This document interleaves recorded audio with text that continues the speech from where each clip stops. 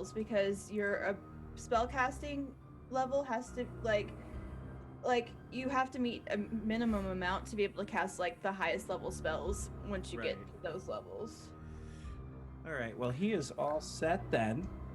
His name's Rin Autumncrest, in case anyone's curious. Oh. Hey, I had a character named Rin as well. Did you? Fun. Yeah, Rin Shallowstep. She was a halfling bard. That's my character that I played with John.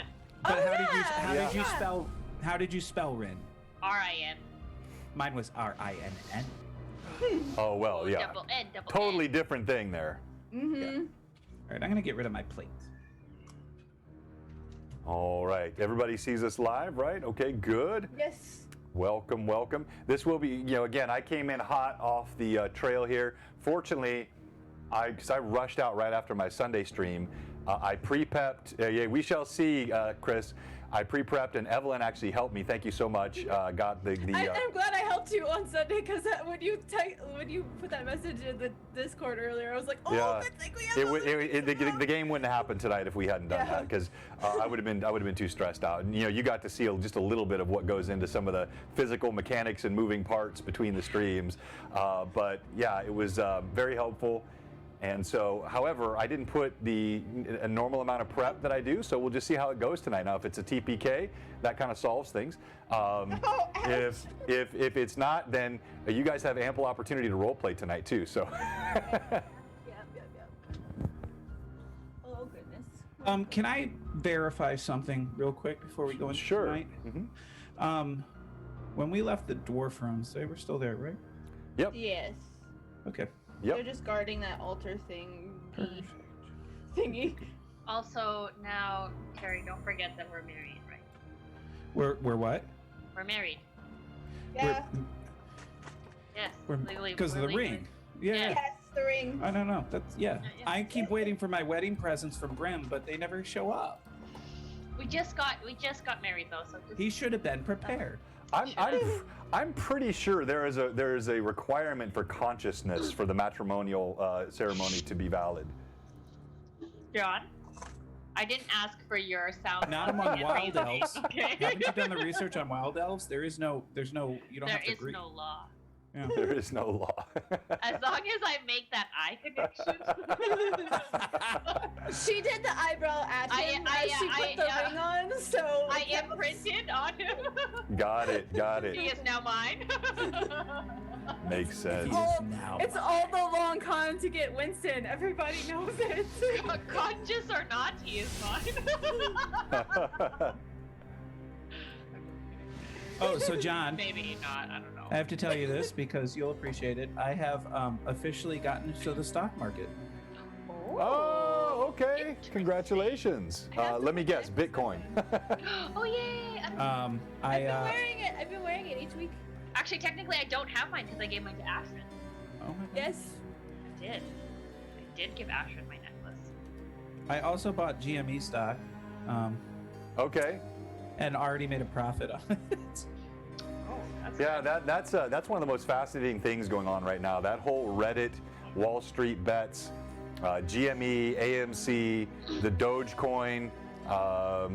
Rocket now. Rocket Mortgage. Their RCK went up from 25 to 50. That's today. Why would Rocket? Because that's part of Quicken. They're like crushing it. Why would they be targeted for that? Because of Wall Street bets. Yeah, but that's interesting. They seem to be picking on people that are short selling. I can't believe anyone was short selling Rocket. Rocket was being short sold. Really? Oh, yeah. Huh. Oh, yeah. I wonder why. That's interesting. Hey, Jay, good to see you. Yeah, skated in the door, half prepped, but we were all just commenting that if in fact the Umber Hulk does TPK the party, there wasn't really a lot of prep necessary, and so this could be Greyhawk. And if you haven't seen the title tonight is Rumbling Umber, Millie Slumber. Oh, I'll take Slumber over death. Well, I thought it was going to be 15 minutes, then done. There's two kinds of slumber, Vivi. There's the temporal and the permanent slumber. No, do you remember my song, John? Which one? In denial, and it feels So That's where I am. I am in denial. Doesn't matter what you say. Hey, Chris. Yeah, Not 15 true. minutes he said is generous. I don't know. They've got some hit points left, and they've got the main problem is you've got two members of the party. As long as Brim doesn't push people over again. Well, Brim, like that was when he was still in his own mind, so he has no excuse for that. Now he's just babbling. So I could stab him to bring him out of it. I like that. Okay, good. It's just Shorwin seemed a little vacant-minded last week. Yeah.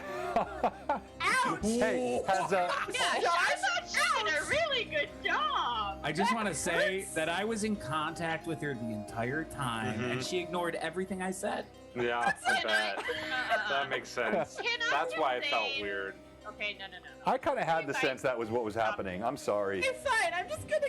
Bye, guys. Hey, Michael, I good have to see you. say- Thank you so let me much. just say that eyebrow was impressive as all was. hell. It When was. she Crimson did, all of Ale. a sudden, she started channeling her inner Sherwin, and that eyebrow just went whoop up into the air. I'll agree. What?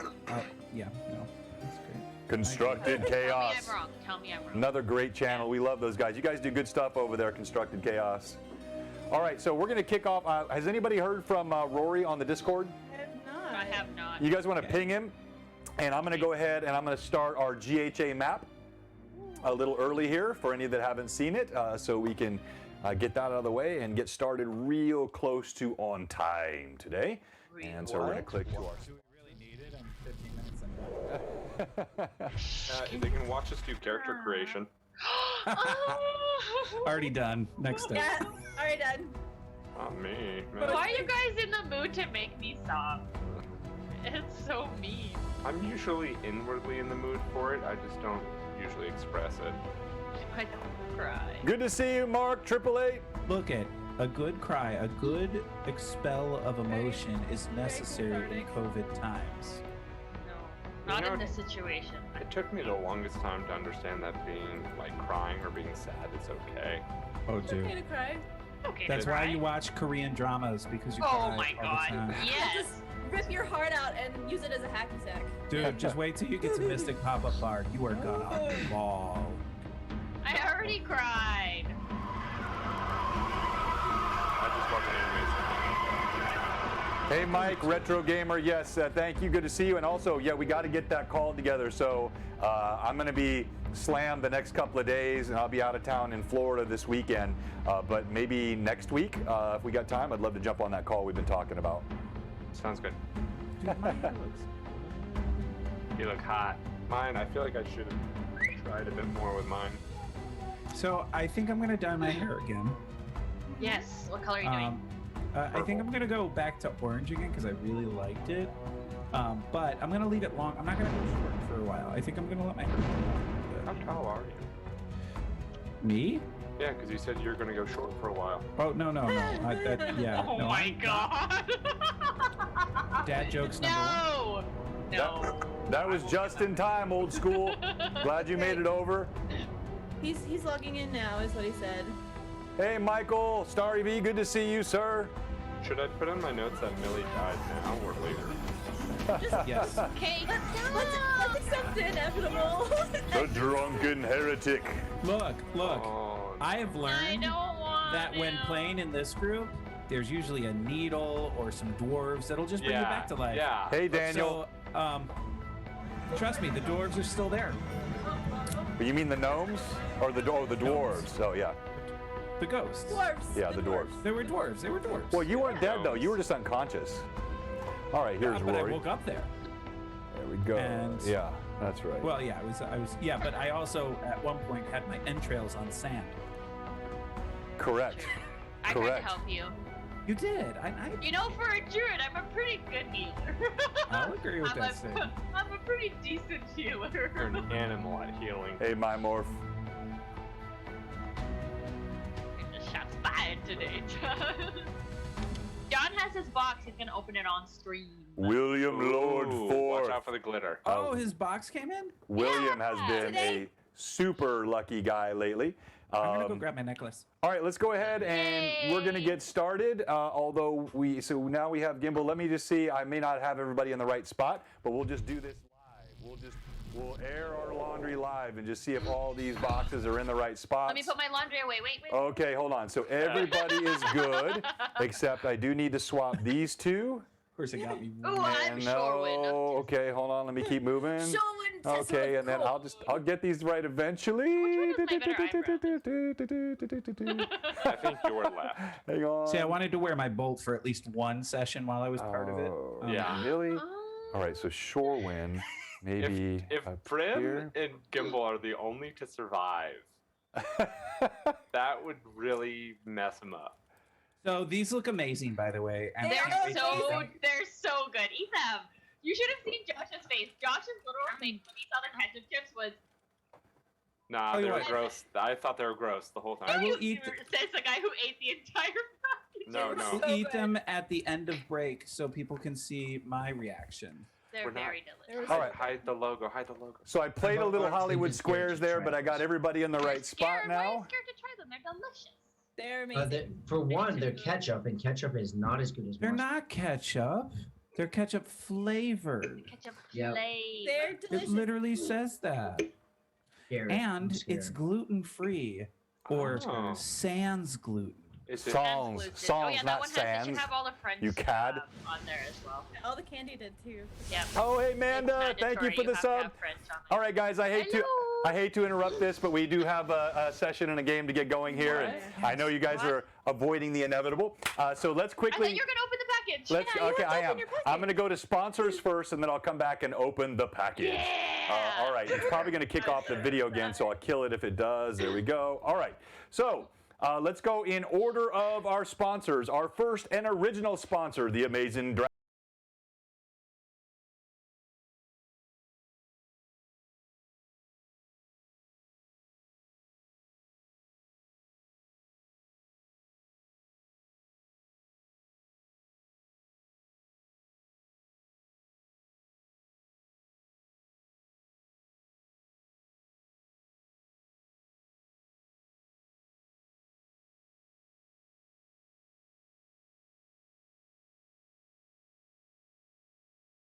Twenties, except not really.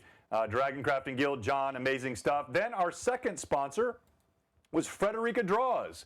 And we have seen the incredible artwork of Frederica Draws. And in fact, I'm going to show you again what I showed last week, the work that she did for Anthony, who won our giveaway of custom character artwork, and she killed that. I'll show you that. And so support Frederica as for all of our sponsors. Their information is in the chat. Whoops, not that one. And then Mantic Games. Was next, and Mantic Games, of course, they're makers of Terrain Crate, and we've already given away some of the Mantic stuff. We've got more stuff that we're going to be giving away. We have things on the table, and hopefully a couple of surprises that we may have in time for GaryCon, which is just around the corner. I cannot believe it. Then, of course, Cozy Gamer Dice, makers of really cool dice. Hey, Patrick, good to see you, Ancient Gamer. I don't have my alerts on this page, but he gave 10 advantages to the DM. Thank you so much, Alex. Dude, advantages. I don't see that in the chat. I don't see that he said that in the chat, Millie. Did he say that? Well, I'm the party, though. Like, he says I throw a party every time I stream. He said it feels like a party when I stream. So it's, no, that's not what he meant? Oh, I wish I okay. could have the same juice John is having. You're just the DJ. We're the party. That's right. Yeah, Oh, okay, TPK on the way. And then Art of Mike Disney, our newest sponsor. We're so excited to be collaborating with Mike, and he and I are just getting started on all the things that we're going to do. And if you've not checked out, he streams pretty much every morning at 6 a.m. or so, right around there. And he just has constant tips and advice. Plus, he's just really freaking entertaining. He's a fun guy to just tune in and listen to. So make sure you check out Mike Disney. Check out his link tree. You can go to his Discord and you can watch his streams in the morning. You will enjoy that, I promise. Tim said he wants to give to the DM, but he's afraid of great serious karmic backlash if he were to do so. I think if not karmic, at least some of these players certainly would, Tim. What's your address? Don't answer that, Tim. Don't answer that. Hey, Sugar Punk. All right, so what's up now is I have a box here, so I'm going to do a quick unboxing. This box is from Vivi, who plays Lilith. I've already cut the tape on this box, and we'll see what's in. She has promised me there is no glitter. No, she promised me, Chris, no glitter. So, all right, so first of all, there is an envelope, so I'll read this later. There is, oh yeah, of course. Not glitter, lots and lots of dinosaurs, all kinds of tiny plastic dinosaurs. It's raining dinosaurs in You're here. gonna do the next campaign. Yeah. We all raining glitter, right? Everywhere. we all run into dinosaur clerics. I'll I went take. to the dollar store and they're like, what are you using this for? I'm like, oh, I'm just sending a package like full of dinosaurs. I'm like, yes. Yes, exactly. All right, so these were the aforementioned. This is the Canadian snack, the ketchup chips, which I've heard are actually quite tasty. So I might open those a little bit later. I don't know. Actually, you're not supposed to do that on Twitch. Did I just do advertising? It's a different country. It doesn't matter. It's not sponsored by the ketchup chip people. No. Things in Canada don't count, right? All right, then there is lots of candy. It counts. Canadian candy, crispy crunches, and coffee crisp. Those all look good. There's a box here. Oh, that's Gimbal. Oh, we have Gimbal. Oh. The fresh off the press Gimbal Mini to augment the one that we have from Atris, which is the guy casting the really cool lightning over his head. And as we're unboxing live here on Blue Box, thank you for your patience. Oh, wow, look at that. The crisps are good. Look at that. So hang on here. Let me put this up to the camera so people can see. So this is a Hero Forge Mini that is painted by our own Vivi. Hang on, let me see if I can get this a little better there. And you can kind of see it there. My lighting's not great right here, but he's got the gray hair. He's got the cool staff. He's really, really well painted. Nicely done. And there's squeaks at the bottom. Did you see squeaks? I do see squeaks. So this will be, so maybe this will be our out of combat, and then this will be our in combat gimbal. So thank you very much, Harry Coyne. Just save Millie fun. Yay! The Save Millie fun from Pat Draws. Thank you. All right, and then what else in here? I've got my shirt, which maybe I'll have time to put on over the break, and all these shirts. So golly, oh, look, arrow. Oh. That's your. Be careful. Has everybody Broken mini. has everybody else already seen these, Evelyn? They have, or Vivi? They all have them? The shirt? No, these. No, Oh, we yeah, have, the we have bolts. our Yeah. bolts. Yeah, there you go. So Everybody has their bolts. Yeah. the Wayward Bolt. So we have an arrowhead here, a bolt head. Very cool. So there's one for you, and then there's two extra ones for giveaways if you'd like. Ah, I like it. All right, very nice. And then, so we This all. is the best part. I'm so excited. Thank you, Sugar Punk, for the sub. So this is my shirt. It's the same front. No, mine's totally different. Yeah, no, there it is. Yeah, Yes, it's yeah, totally Yaj Cox, different. Osler, Ashran, all the NPCs instead of all the Your PCs. And Yeah. then on the back, the Mad Chatters. That's all of And the you. arm. Your Thank sleeve, you. Check Check your sleeve. Your Oh, sleeve. and my sleeve. Let's see. Oh, it says right here, Dungeon Master. Evelyn, Vivi, thank you so much, Vivi. Everybody say thank you Oh, to you still Vivi. have your fire giant in there. I know. I'm Don't coming to that forget. next. That's the okay. pièce de résistance. And we got a hype train. Thank you very much for that. 2 more And, advantages to everyone. oh my gosh, and 100 for John. Thank you. John needs it. Thank you. All right. Thank you, Patrick. Oh, there's two bubble wraps in here. What are these? Are they related, or is this a different? I honestly don't even remember. You don't even remember. You just sent stuff. My memory escapes Oh me. gosh, look at him. Oh, find he is wicked awesome. Look at that guy. Yay! Oh, so cool. I cannot wait to throw this at this party. That no, is. not this party. You did make me promise that, didn't you? Yes.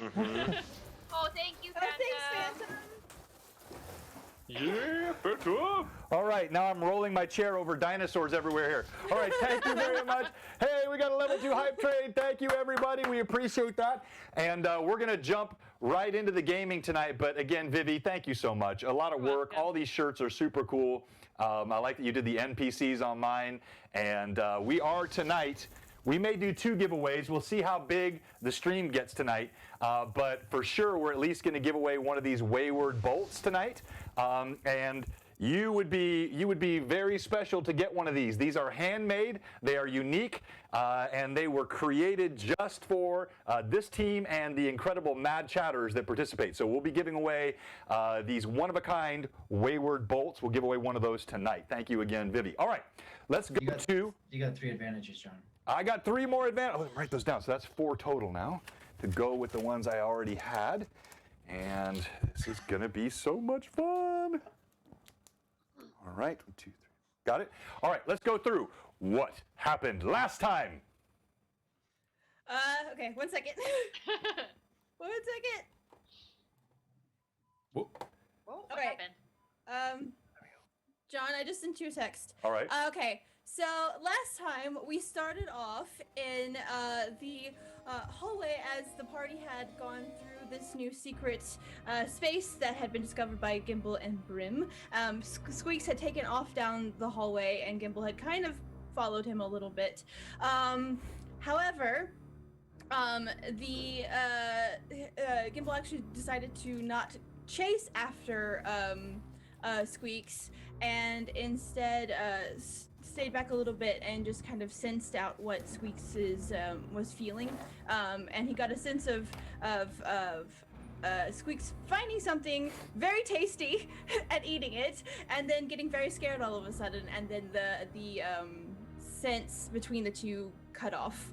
And then we came back to the rest of the party having a bit of a discussion in the hallway as to what they should do next, wondering if Squeaks had a bit of a death wish running off by himself again. Then after Squeaks ran back to the group with a bit of a bug leg hanging from his mouth, the party tried to press onward in the direction that Squeaks had come from. Squeaks had come from the left side of the T crossing that was at the end of this hallway. Shorwin had stepped forward and a trap was set off, and he immediately was very seriously wounded, and Lilith was able to keep him alive. Just barely, but she was able to keep him alive, and then Brim brought Cholwyn back down to the initial area that they had been in to try to tend to him as best as possible, while Gimble went off and explored a separate room. He actually shrunk himself down very small in the hallway on the way to that room, and found a room with an altar and a floating mace, and 2 ghostly dwarven spirits on either side of the altar, and various other valuable items, coin, those sorts of things scattered around the room. These ghosts basically told Gimble not to touch anything, and that they were waiting for the Chosen to arrive, and that Gimble was not welcome because he was not the Chosen. While this went on for a while, the conversation that was taking place between Gimble and the dwarves, Brim had kind of been listening at the end of the hallway, but was unsure as to what was going on with Gimble, and that he had been down there for a while, and everyone was growing a bit concerned about Gimble since he had not returned to them yet. Millie, being the other member of the party who's fairly good at spotting traps and disabling them in case of another trap, since they were aware that this hallway was at least trapped in one spot, she proceeded down the hallway checking for traps and going to try to check on Gimble. As he pointed out to her what was in the room, she noticed the ghosts and managed to actually trod upon a trap and fell into a pit of spikes, which after a while Brim helped rescue her from, and thankfully she did not do more wounding to herself, though Lilith had thankfully bark-skinned her before she proceeded onward, which helped relieve some of that damage. And once Millie was rescued by Brim, him holding his sword down for her, she thanked everyone, and there was a little more conversation with the ghosts, and the group reconvened, and decided to rest finally. And so they took their evening's rest, and with no healing gained, though. Oh wait, I skipped a part. Sorry. First, the party removed all of Shorewind's, or not the party, Lilith and Millie removed most of Shorewind's armor and carried him back to the dwarves because they said they would actually heal him in exchange for the party getting out of that space because they weren't welcome there. So they carried Shorewind, leaving his armor actually back in the hallway with Brim, but they got him in there. He was healed fully up by these ghosts, and they then took the group, and Shorewind donned his armor, and then they took their long rest for the evening. The next morning, we are guessing, since we can't really tell what time of day it is right now inside this cave, the party continued in the direction that they had initially wanted to go, avoiding the trap this time because Lilith had marked it on the ground, though it seems that the dwarves had made the traps inactive somehow, and so the party was able to proceed without any danger from the traps. Shorewind and Millie pressed forward and entered a cavernous-like room, spotting lots of different types of fungi and mushrooms, and Millie actually spotted what looked like to be white shiver. Gimbal suggested that they come back out of the room, but unfortunately, as he said that, a large creature appeared, looking and the room also had a lot of the insects in it as well that Squeaks had talked before. But a large creature appeared and immediately set upon Shorewind and Millie. The first couple of rounds of combat went fairly okay, and then the others joined them in the room. Gimbal was using his mage hand to try to collect the white shiver, as much white shiver as he could get. Lilith had dove over Gimbal as Lilith Bear, and Brim had kind of side-tackled Shorewind as he was coming into the room, causing Shorewind to lose his footing a bit, but at the end of the last round, he was able to get turned back around. In our very, very last round of combat, we had just rolled initiative, and the Umber Hulk had won initiative. He had now confused both Lilith and Brim. To two different effects. Brim, mumbling, stumbling, bumbling, and Lilith attacking the nearest thing she saw, which was Millie. Yes. Thankfully, both of Lilith Bear's strikes missed Millie, but Lilith was not, Millie was not, I can't do it. Millie it's was Millie. not, We're one. Millie was not as fortunate against the Umber Hulk, who critted her, and she is now very likely on death's door. And that is where we ended last time, with the crit resolution incoming, and then the party members going next. All right, so well done as always, Evelyn, and I have to remark on a couple things. One, several people are noting that there is really very little concern among the party for the plight of the endangered Umber Hulk. And while most had taken you to be a compassionate and somewhat environmentally concerned group, they are really shocked to see how little you care for the natural wildlife of Greyhawk and the Lort Mill Mountains. Secondly, we have 110% of a level 5 hype train. Let's hear it for the Mad Chatters. Woo! I probably missed some, but I know a huge amount from Pat66, Pat Draws, Canadian Ancient Gamer, Robert, Phantom, and we had so many others. Thank you, thank you, thank you. Great start to the night. And we have two important things that happened in addition to the raw sort of hype train.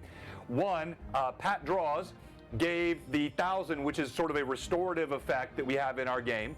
I'm going to talk about that. And then we had Pat66, who gave 1,700, which would be 3 advantages for every player, plus 2 left over.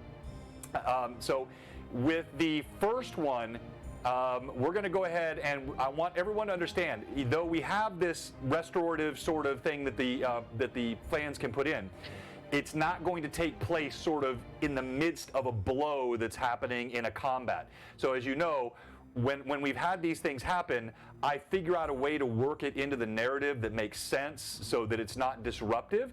And certainly in the midst of combat, I'm not going to have like an angelic, thing that just so the combat will proceed at least currently as is. Pat draws. I still have your 1,000 marked. And whether it happens here for the benefit of Millie, or if she survives later for the benefit of Millie, or if she doesn't survive later for the benefit of another player, you will not lose the credit for what you've given, but it's not going to just suddenly undo this critical hit that's in mid-stroke. All right. Very quickly, because we're a little over time already, but such good stuff. Thank you again, Vivi. Let's go through quickly. Tell us about your PC, class, level, race, something else you'd like to know about them, and we will begin the combat. Are you starting with me? Yes, I am. Hello, my name is Lilith Kessel of Corwood. Legally, kind of, sort of, married to Terry via the ring when he was semi-unconscious. She is a level 6 druid. Her pockets are full of mysteries. Her finger full of rings. Doesn't know what it's all about yet. And she's just trying to save her best friend, and she's in denial. Clearly in denial. Well done. All right, let's go to Rory. Yeah, so my name's Gimbal. I'm 3'1" gnome, illusionist wizard, and a little bit frustrated because I tried to say let's not, and they did. And then in this tight space, even for a little guy, more people came in, and oh hey, there's a bear above me. Well done. All right, Shorewin. Of course, I'm Shorwin, Tessel of Corwood, newly minted with my certificate of marriage to Lilith, a level 6 cavalier with a steed named Winston, who apparently is a pushover, or so Bryn thinks so. All right, Get it, you pushed me over? Ha ha! Dad joke. well played, dad joke. Let's go to Brim. I'm Brimstone. I'm a level 6 half-ogre fighter.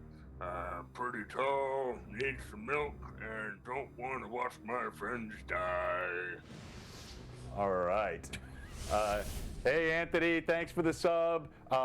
Give us Monster Monday. Yes, I will. Everybody guess, who's the monster?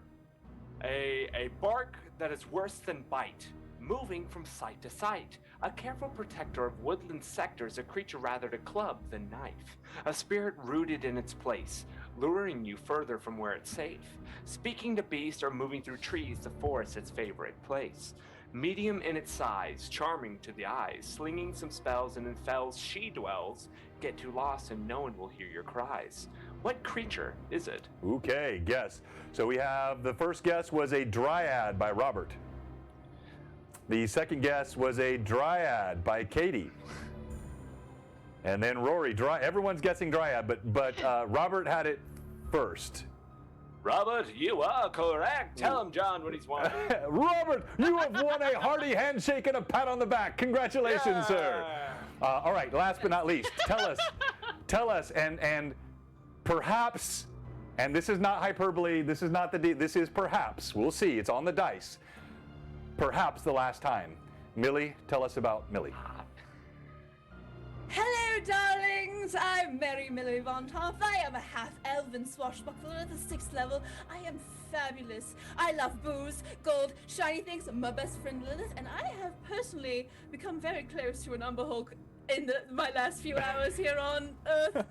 So, here we are, and I take my final bow, perhaps, today. Perhaps, we shall see. All right, so I shared, so last time, as we ended with a critical hit, and I'm going to kill the haunting music in the background here.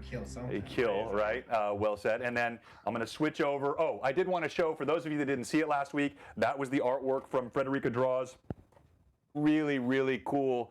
It built exactly to Anthony Wastelander's specifications. I know Anthony's on tonight. The colors, the sense of motion, just a wicked cool PC. And we will be doing another artwork giveaway here very soon from Frederica. And I'm sure I'll do one during GaryCon as well. And so just thank you so much for all that she does for our channel. Okay, here is the combat scene. So let me just walk everybody through before we begin again. Right here, you have this monstrous Umber Hulk, which burst through into the room. You have Millie, Mary Millie here, who is taking this critical hit. The bear is Lilith. Lilith has shape-shifted into a bear, rushed into the room, only to fall under the confusing gaze of the Umber Hulk, and now she, too, is attacking Millie. You have Gimbal back here. Gimbal has cast this mage hand, and it is the one that is collecting all of the white shiver from around the area. And then over here you have Brim. Brim is also under the gaze of the Umber Hulk. Now they don't know how long, so it just, you know, I am going, so I tweak things, but I'm using the sort of normal rules for this creature. The confusion lasts 1d4 plus 1 rounds, so you don't know what I roll, but I know what I roll for each of you. And then we have Shorewin Tussle here, the Cavalier, who was jostled to the side by Brim as he burst through, knocked into a wall, and was unable to attack last round, but he will be able to attack this round. The critical roll on the die was a 67 last week. Consulting the 67 on the critical hit tables, I'm going to describe to you what happens, and then I'm going to roll the damage dice. This is not a one-shot kill. Those do exist on the crit tables, but it is a nasty crit, and the damage will be significant. Depending on the die roll, that will determine whether or not we have the survival of Mary Millie Von Toth. And let's kick off the music. Also, John, I sent you one more text. Okay, one more text. Sorry. It has a lot of expletives, just so you know. Yeah. Please stop pleading with me. I don't like begging. No, I'm just all right. As the Umber Hulk, monstrous in size, plated armor, it just looms over you, also casting this dizzying sense of vertigo all around the room. Each of you struggling in turn to maintain consciousness, or concentration rather. You see suddenly Lilith turns in a rage and she begins raking. Millie trying to fight off Lilith on one side.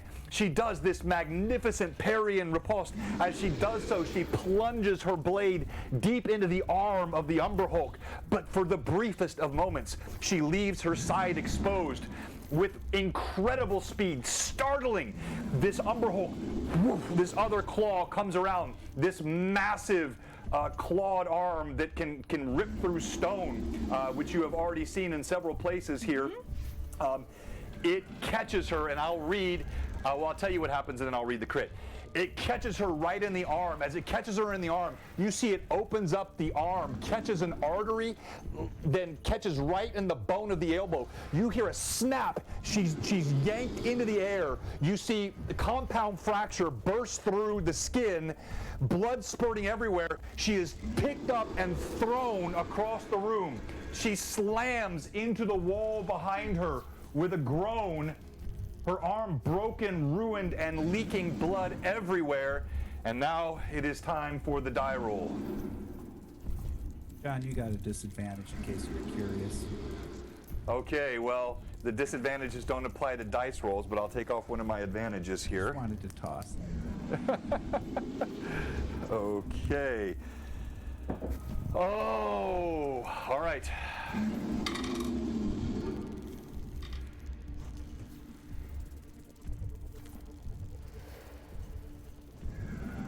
One plus one plus one plus one is 4. It's fine.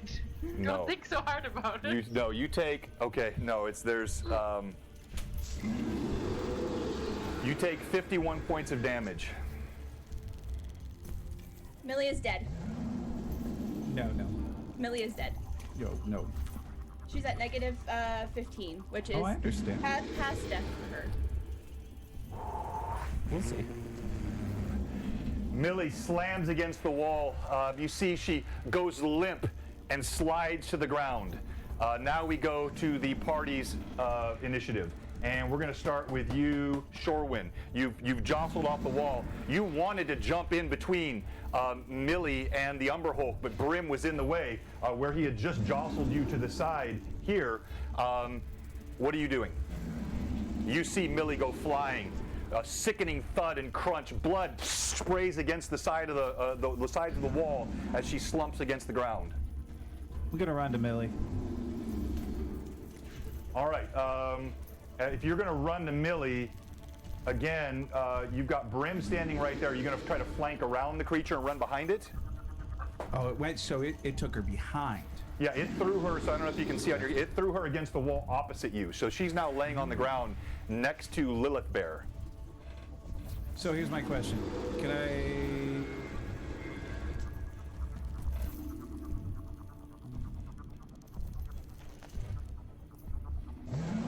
Brim is still confused?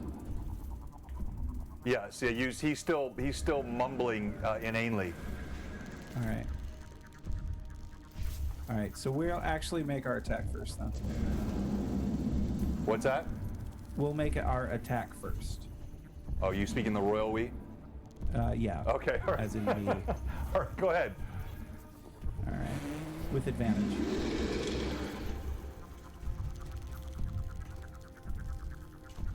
That is pretty terrible. That is 21. 21? Yeah. That just hits. All right. So we'll roll for damage.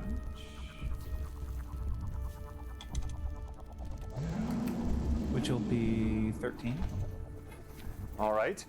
So you leap forward. You plunge your blade into the creature. Even as it's following through, it does almost the same thing Millie did. It leaves itself exposed as it swings through. Your blade catches it right in the carapace, in the abdomen. You slice across, and you see this greenish blood begin to ooze out. All right. I'm gonna go ahead and take my second attack then. Okay. With advantage again. That's a crit. Nat 20? Or not a crit, it's a 20 on the die. Okay. Roll again to confirm the critical. With advantage. That's a 10 on the die. And your bonus on your second attack is plus what? Is 8, so 18 total. So not a crit, just a hit. But you have your challenge active, and I don't know if that affects your... Great and your call. Lion's Call is active for everybody as well. I Right. did that last week as well. Your challenge Oh, gives you you a did? plus. Yeah. Yeah, she did. Oh. I gave a okay. really good Lion's Call too. I was very proud Thank of you. So myself. hold on then, because the challenge has a couple of things. I think it's mainly defensively though. Yeah. But the Lion's Call, I think, gives me a bonus +1. Let me pull it up. Katie said, "Yeet, get it, Shorewin." Lion's Call gives me +1 competence bonus on attack rolls for a number of rounds equal to 2. So would that be included then? in Yeah, my that roll would be. here? So that'd be a 19. It still would not 19? be. It still would not be a crit. Okay. It's a 20. You guys have already figured out because you missed on 20s, you hit on 21s. It's got a 21 armor class. So your confirmation roll needed to equal a 21 or higher Gotcha. for that to be a crit. So it is a hit. Roll damage. Okay. That's going to be 10. Now with 2 attacks, I can't move though, right? I can't take No, movement. I after mean the you attack. could move the normal sort of 5 feet, but when you engage first, no, that's your attack, right? So you slice it once, twice, your blade busting through this. It's a hard carapace, but your blade is quite keen, and you slice through twice. Now we go to Gimbal. Am I aware of Millie? Yeah, you saw it happen right in front of you. I mean, she's. Again, I don't know if you can see on the battle table Yeah, here, but I see. I mean, you literally watched her fly right in front of you. What, like, so being a gnome and understanding whatever aspect of the underground, do I know about Umber, about these, or kind of the general? Yeah, go ahead and do knowledge nature for me. Okay, I am definitely using advantage on this. That is Knowledge. Nature makes it a 19. So yeah, you're familiar with them. You know, they tunnel through. There are several of them here in the Lort Mills. There's something the gnomes were familiar with. You never studied them particularly, but you have a general knowledge of them. So is there a specific thing you're asking? And I'll tell you based on that roll if you know it or not. Yeah, so light sensitivity and temperature sensitivities or preferences. Yes, you know, they do have sensitivity to light. They are fairly hardy when it comes to temperature. They're not they're not like drow. They're not going to suddenly, be heavily damaged, but they prefer the dark warrens. Their eyes are accustomed to dark areas and dark places. Okay. So with everyone running into here, almost losing the concentration because of the creature, because of Lilith running in and almost landing on me, I'm going to release my mage hand, grab the amulet that I have found and hopefully no longer is an issue, but that amulet that I found that was Halia's. Mm-hmm. And as you know from my inventory, I have Major Image as the level 3 spell. Right. So I'm going to grab that and looking at what I'm doing is going to cast the similar flame effect, but focusing it on the orifices of each of the players, each of the characters, each of his companions. So the mouth will have these flames coming out and their hands will be roaring with flames because it's Major Image. The thermal temperature will be intense. The brightness will be intense. There will be a crackling and shrieking sound that is pouring almost like it's coming from the bodies of us as we have ignited spontaneously into flames all around. So each player is like that, and then a row in front be separating, like hooking around the creature, creating a separation between us and it, like a 5-foot wall of flames. And as I'm pulling out the fleece, rubbing it between my fingers, I just yell out as loud as I can, Feel my flames again! Hopefully letting the group know what I'm doing as I cast this Major Image of sound, thermal temperature, and flames. All right. Gimbal, as you do this, what is is there a DC for the creature on effect and disbelief? So like Silent Image, this spell functions like Silent Image, except sound, smell, and thermal illusions are included in the spell effect. While concentrating, you can move the image within range. The image disappears when struck by an opponent unless you can cause the illusion to react appropriately. So being flames, it will have a flow to it. So it doesn't list one. Okay. Side. All right. So you do this. You see your own effect pop up. Suddenly, there are flames that are erupting from the floor. You see the creature visibly react to the image and the heat. I'm going to make a couple rolls here. I think the party is fresh out of Fate chips. Good question, Pat. John, yes. For your question about the DC, so it reacts like Silent Image, right? So that goes off of my spell casting. Right. Which would be 18, but I'll use an advantage to affect. Okay. All right. And I'll use an advantage as well, so we'll counteract each other. And I'll roll 1d20.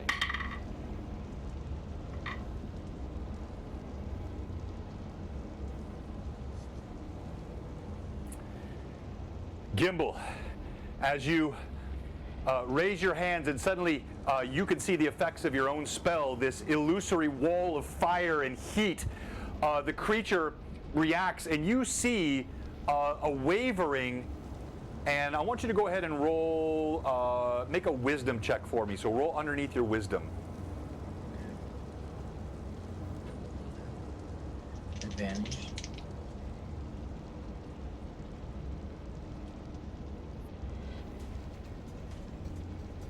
My wisdom is 10, and I rolled a 5. All right. You see the creature turn, spin, and it leaps back into the hole that it had come through, and you hear scraping and scurrying as it goes down inside the hole. You intuitively sense it was weakened. Those final 2 blows that it took from Shorewind, it didn't have a lot of strength remaining, and multiplied by the effect of your flames and heat, the creature has decided to flee by compound issues of both damage and the illusory wall of fire. Then all is silent, except for the dripping of Millie's blood off the ceiling and the wall. So we're out of initiative. We're out of initiative. All right. Shorin's going to rush over to her. Are we no longer confused? Yeah, as soon as the creature, I'm sorry, I should have said that. As soon as the creature vanished, no, I take that back, actually. No, I'm wrong. No, I did that wrong. So actually, this was the end of yours anyway, Brim. So you come too. You, Lilith, are still confused. We are still in initiative. Lilith, you're going to turn and attack the next nearest thing that you see, which is Brim. Is she affected by the spell that I just cast? Does she recognize it as an illusion? It would be based on her bear's. Yeah, go ahead and roll d20 for me, Evelyn. Or Vivi, I'm sorry. Vivi. 12. 12. And what is your will save? Total will save. As me or as the bear? Well, as you, and then I'm going to make a modification for the bear because the bear won't have your wisdom.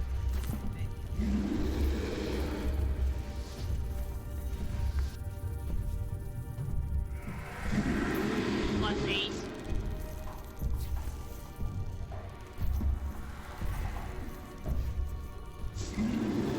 Even when you shapeshift, you still maintain your sentience. You have seen Gimbal do this before. You, even though you're physically a bear, you are still mentally Lilith. But you're just confused Lilith, and you know this is not real. So I still have to attack. I'm afraid so. Brim, as you come out of your confusion, you just finished saying buttermuffin rubber ducky, I think is what you said last week.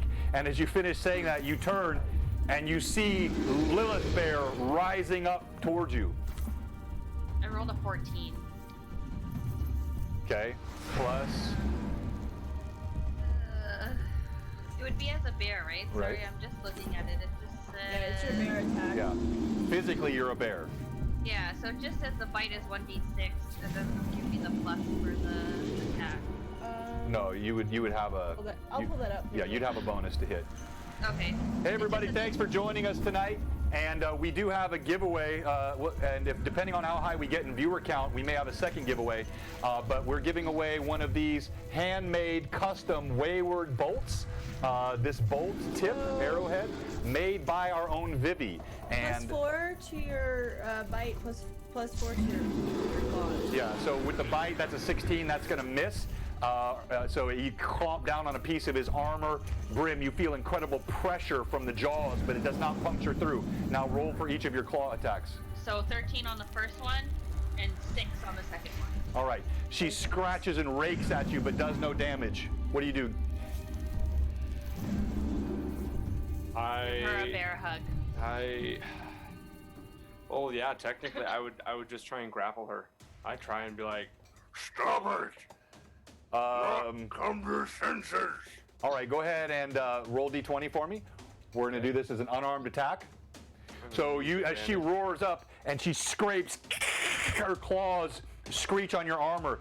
She bites down right on your arm, and you feel that pressure, but she doesn't penetrate. You try to grab her. What's your roll? Natural 18 on the die. All right, you get your arms around her. Now we're going to do a strength check. I'm going to have both of you roll a d20 for me. Brim, you add your strength bonus to it.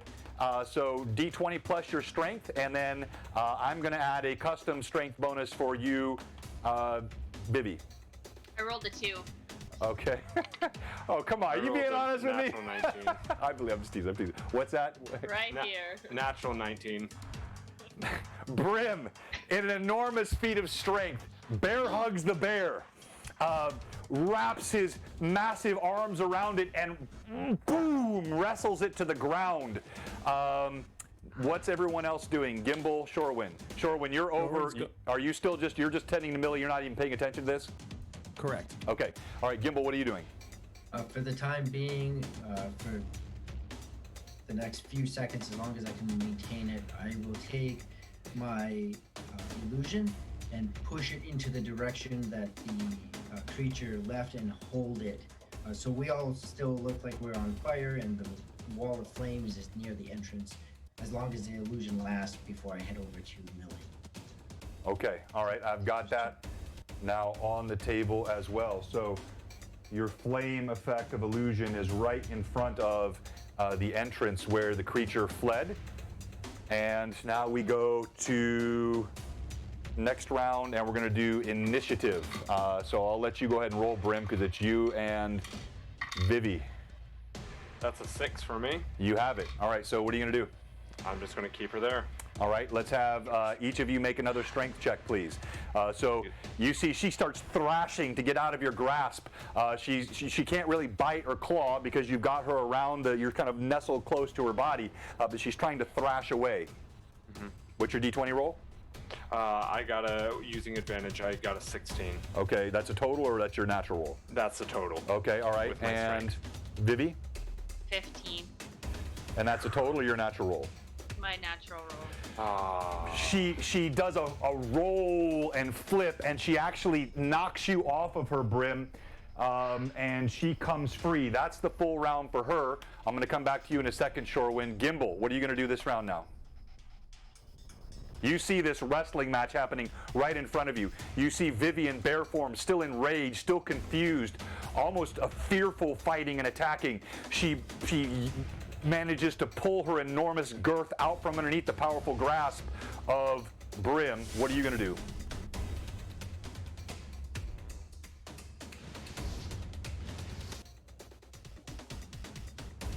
Hi, Sarah. Thank you for the sub.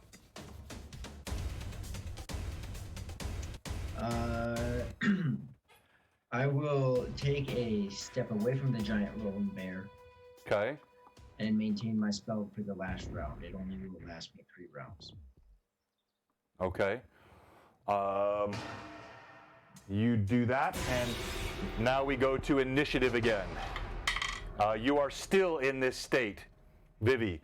DM has a 6 on the die. 4. A 4 on the die. So, Vivi, you have initiative. Go ahead, Vivi Bear, make your attack. Yeah, 3 times. 10 for the first one. 8 for the second. So 12. And a 15 for the last one. So a 19 to hit. No. No, none of them okay, hit all still. 3 times. His armor, his quickness, you're scratching gouges in his armor everywhere, but doing no damage. Brim, what do you do? Gonna go again. All right, roll to hit Snap again. out of it, stop! Remember Millie. Remember us. And I'm gonna roll with advantage. I'm sorry, I'm not laughing at the situation, I'm laughing at the chat. 24. A 24, all right, you grab her. And let's have you each make a strength check again. You get your arms on her. This time she was not standing this time, so you actually grab her around the neck and kind of behind the arms. And would you roll? That's a 14 with modifier. Okay, and Vivi? 15 natural. She rips out of your grasp. As she rips out of your grasp, you see the slavering of her teeth, her claws. She comes up at you, and then suddenly, the effect vanishes, and you see the bear sits down on all fours looking confused, and we're out of initiative again. Shorewin. He's gonna pick up Millie. As you pick her up, she flops lifelessly in your arms, blood pouring out of her shattered arm. You can see bits of muscle and artery just dangling out, bone poking through the surface. Her head lolls back. And Shorewin begins to move out to the hallway towards where the dwarves were. All right. Shorewin, you all see this. He carries Millie's body, leaving a trail of blood behind him. He speaks no word. You just hear the clanking of his armored feet going down the hallway and the splattering of Millie's blood behind it. What's everyone else doing? Let's start with you, Vivi. What are you doing? You stay in bear form, or? Yeah, I'll stay in bear form. Is the fire gone? Yeah, it's already vanished. She'll go over to the entry where the Umber Hulk was, and she'll just kind of sniff in there, kind of see if she can smell the Umber Hulk. Yeah, you don't even have to roll for that. You have a remarkably keen scent in this form. You smell all kinds of nuance now that you're out of combat and you have time to concentrate. You can hear the crawling of the beetles. You can smell each of the different type of fungi, the cold moisture of the stone. You can smell both the fresh trail of the Umber Hulk, Millie's blood and scent in the air, the green ichor of the Umber Hulk that lays on the ground. You can smell that, and you can smell stale scents of its trail. It's like seeing something in color for the first time, where as before you saw pale black and white as a wild elf, even with keen senses. What you smell now in this bear form is immense. And do I notice that the odor of the Umber Hulk is going away, like getting further away from me? Yeah, you not only that, you can still hear the sounds of it scrabbling off in the distance, and it's receding. And she'll kind of just like stick her face into the hole, and then she'll just growl really loud. I need you to role play that for me. Okay. So she'll just kind of like stick her nose in there, and she's like, just trying to smell like what she can smell and making sure that the Umber Hulk is going away. And here we go. Here we go. Ooh, okay. Well done. Well done. All right. Brim, Gimbal, what are you doing as you see this going on with the bear? You hear Shorewin retreating down the hallway. What are you doing? Brim's going to pick up a sword again and kind of hold it towards the hole. I think we should follow Shorewin. I'll be in the back as usual. And Lilith Bear will turn around and follow Shorewin. Okay. And as she's kind of following, she kind of stops every now and then just to kind of sniff the Millie's blood on the floor as she follows the trail. All right, Gimbal, the mage hand has a good supply now of white shiver. And I'm trying to remember, did you give it a bag to put it in already, or was it to bring it back to you? I can't remember what you said. When I still had the mage hand up, because remember I cast. Oh, that's right. Yes, that's right. The goal was to collect it and throw it into my satchel. Okay, so you have a satchel full of white shiver now. More than 6? Yes. Okay. So I've been in the other room. As Shorewin runs past me, I'll yell a word of caution. Shorewin, remember the trap at the end of this hall and that hall. As everyone passes by, I'm going to pull a gimbal and hook a left. Ooh, okay. All right. Here we go. Party split. Pull in a gimbal. All right, so we're going to start with Shorewin. Shorewin, as you carry Millie's body down the hallway, you feel no pulse. You sense no breath. even without doing a thorough investigation, you have the distinct sense that her life has been snuffed out. You can just intuitively feel it. As you walk down the hallway, the hollow sound of the wind gently blowing through the corridors, your footsteps clanking on the cold, smooth stones of this ancient dwarven place.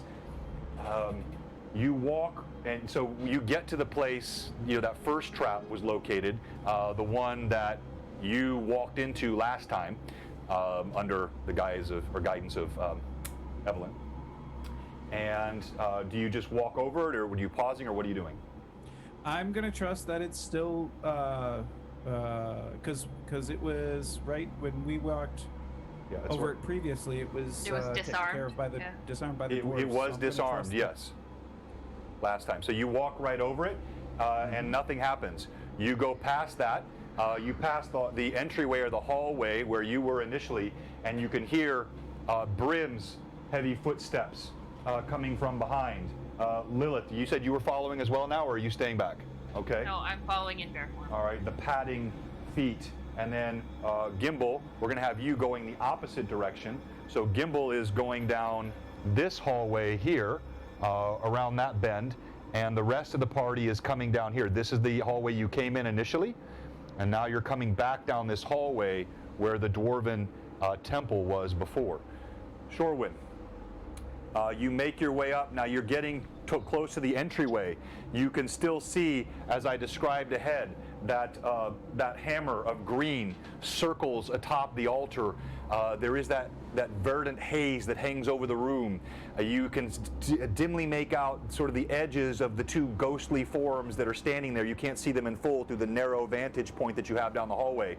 And you see the area ahead where Millie fell through. Are you just walking over that, or what are you doing? I'm just walking over that. As you walk over it, the bottom of the floor drops out,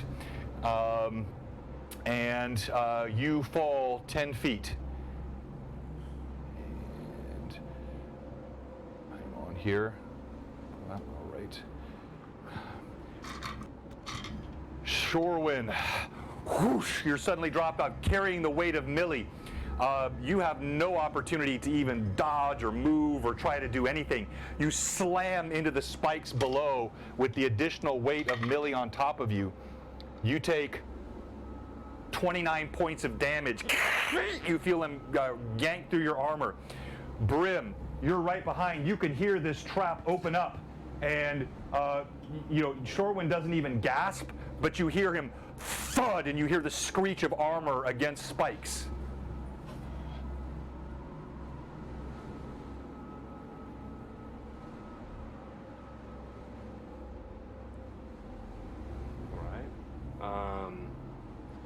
Brim's gonna move up to the hole.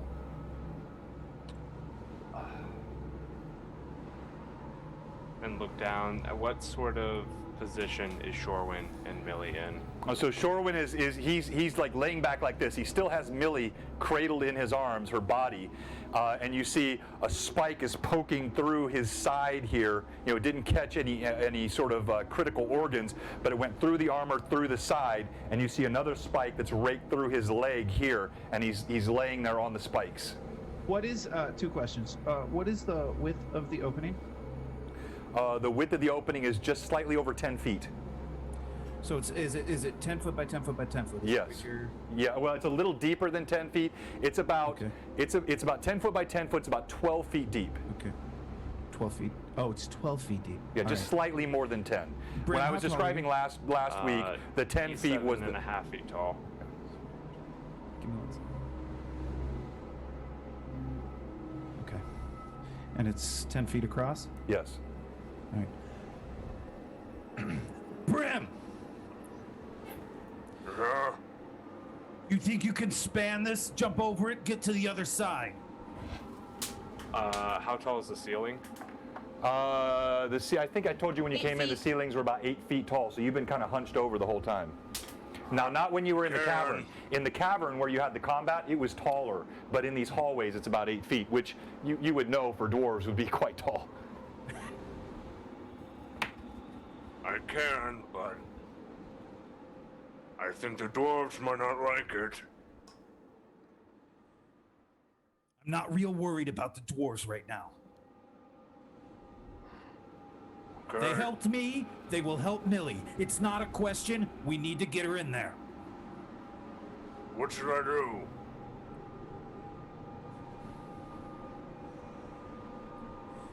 Is there anything around that you can see might be able to span the space? Do I see or think of anything that I have that could span the space? I mean, you don't have anything 10 feet long, but you know Yeah. your blade itself is a good 6-7 feet almost, plus your reach. I mean, you can get the edge of your blade to the other side if that does you any good. Wait a But minute. And you said you said you're 7 feet tall? 7.5. 7.5. Yes. If you can't find anything, can you lower yourself in? We'll maneuver through and try and get up on the other side. Whatever Shorewind tells me to do, Brim's just going to follow it.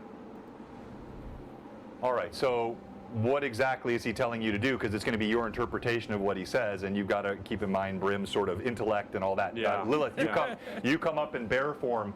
And you can see exactly what's happened, and you hear Shorewind's voice, pained, coming up from this pit. You see Brim talking to him from below, and then you start to hear the grinding of the stone as it comes back over and starts to move again. Well, that is quicker than last time. Yeah. Son of a gun. Lilith will jump. Lilith Bear will jump over the. How wide is your blade, Bram? Your length of your blade? I think he said like 6 feet long. Was that it? Okay. 6 or 7. Hold your blade in place as it starts to close. See if it'll keep it open. Lilith Bear, you can't push past Brim. These are narrow hallways, okay. so he's in front of you. You can see it here. He's going to try and wedge his blade in the center of it to try and keep the mechanism from closing. All right. While you're doing this, what are you doing, Shorewind? I was just yelling to him, so I'm just trying to get myself positioned in a way that I can at least continue to see up out the opening with Millie in my arms. I'm not putting her down. I'm not. She will always be in my arms. All right. You pull yourself off the spike. You feel warm blood trickling down your leg inside your armor. It's extraordinarily painful, but you grit your teeth through it. And still with Millie cradled in your arms, you see Brim's blade come and start trying to hold back the movement. Again, it's moving slowly, but it is in fact closing. And so I'm going to switch now, and we'll go to Gimbal.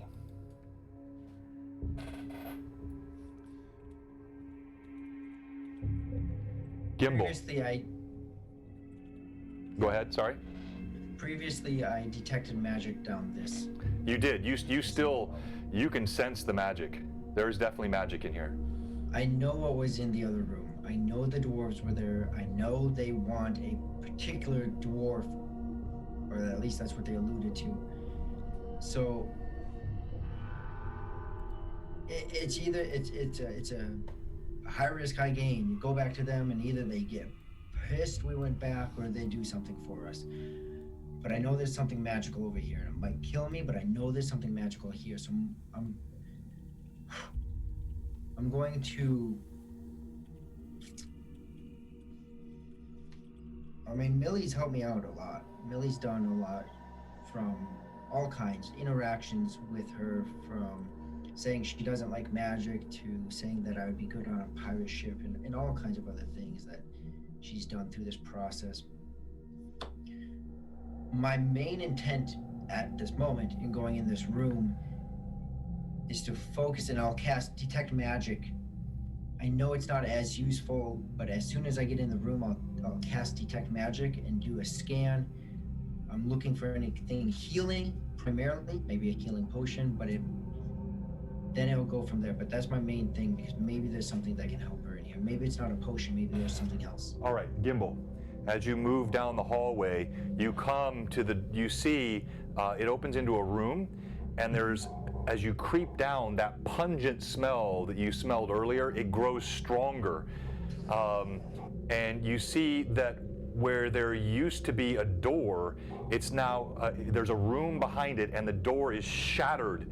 Oak fragments lay all over the floor. You see those scratch marks against the walls that you saw in the opening entryway. And the stench of awful, O-F-F-A-L, not A-W-F-U-L, of awful emanates from inside the room. You see broken barrels and crates littering the floor.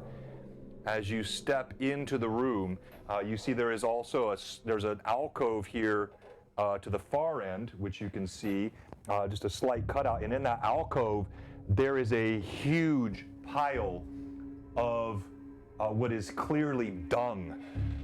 And you know, just intuitively, it's not hard for you to realize it is dung of the Umber Hulk, and the Umber Hulk had just gone through this room. You see scratch and deep gouges in all the walls. Everything's been broken apart. Everything has been rifled through. But as you cast your detect magic, you concentrate a moment. You sense a moderately strong magic. Much to your chagrin, it emanates from inside or the bottom of that giant pile of dung. Figured so.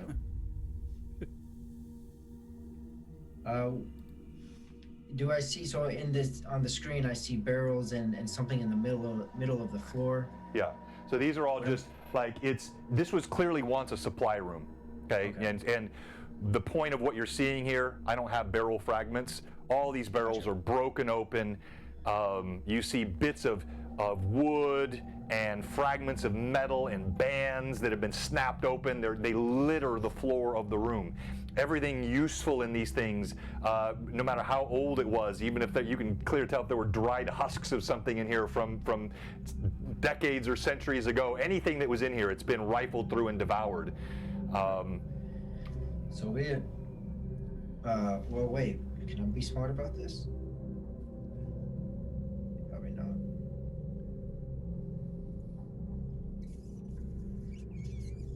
Nope, already used it. Okay. Quickly, I will set my satchel down to the side against the wall, but inside the room, so it's not in the entryway. I set my satchel down against the wall as I pull squeaks out and say, we might find some fruit in here, I doubt it, but have fun. I'll be back, and I will... Can I tell how deep it is from the aura? Or it's just in the middle? It feels like it's maybe toward the bottom. Okay, well... hands going in, if need be. Well, I mean, I'm not going to dive into it. I'm going to pull away and try to find it. All right, you're gonna pull. So you're like this. Dig. Okay, all right. You start clawing through this pile of fecal matter. Some of it's old and dry, some of it's fresh, it is absolutely nauseating. And with that, we're gonna go back to Shorewind. Lilith Bear has the natural spell feat, so she can cast spells while still in right. form. Yes. So she will cast. I have Stone Shape. So can I cast and create a ramp with the trapdoor for him to get out? Because it's Stone Shape says that it's up to 10 cubic feet. Mm-hmm. Yeah. So you said it's 12. So even if I make it like a 10-foot slope for him to climb up, he could still. I'm sure he can hop 2 feet or climb up 2 feet. Oh, yeah. Right. So you're doing this to the trap door itself that's now sliding back across. Is that what you're doing? Yes, I'd like to shape this door, or and the stone just to kind of create a ramp. Okay. Going up towards where the doors are. Okay. So.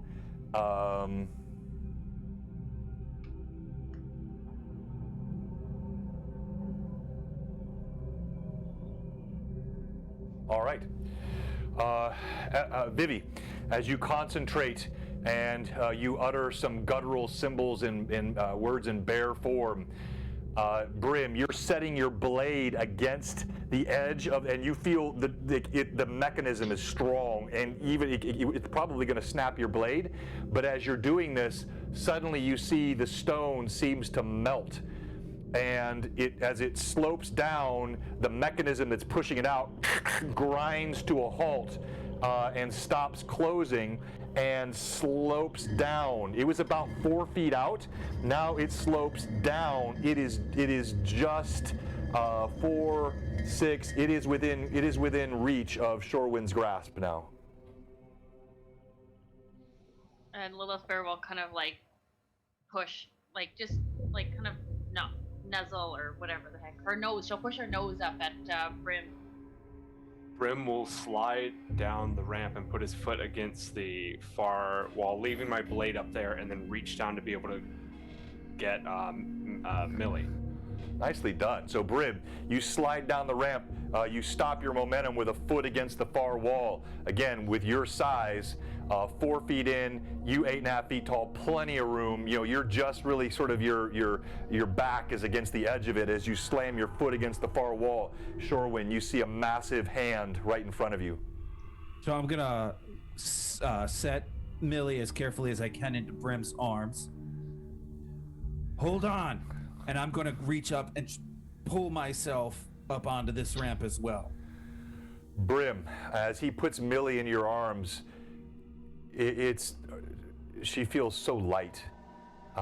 It's like you're handling a child, and you place her body, her arm dangles limp and torn and broken in front of you as you set her on the ground. You see Shorewind, he reaches up and he grabs. As you're trying to grab, though, remember this stone is very smooth. So you kind of get the edge and you pull yourself up. Okay. Am I able to pull myself up and then pull up and then grab, because this is coming from left, right? Right. So side to side.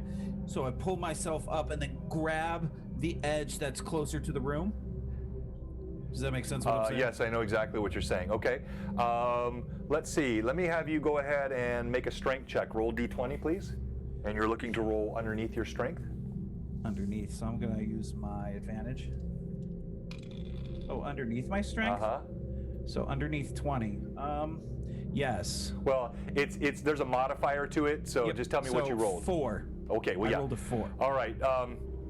Even in your heavy armor, laden as you are, adrenaline coursing through your veins, you pull yourself up. You hear the grinding of metal against the stone as Shorewind pulls himself up, blood streaming out of his own body, and comes up on the opposite side. And am I within reach to try and have Brim hand me Millie? Yeah, absolutely. In fact, Brim is still like, with this ramp, the way it's bent down now, you can actually step across on the side. If you step quickly, people can get through. Gotcha. Brim, hand me Millie now. Yeah. And I take Millie, and I stand up, and I walk towards the doors.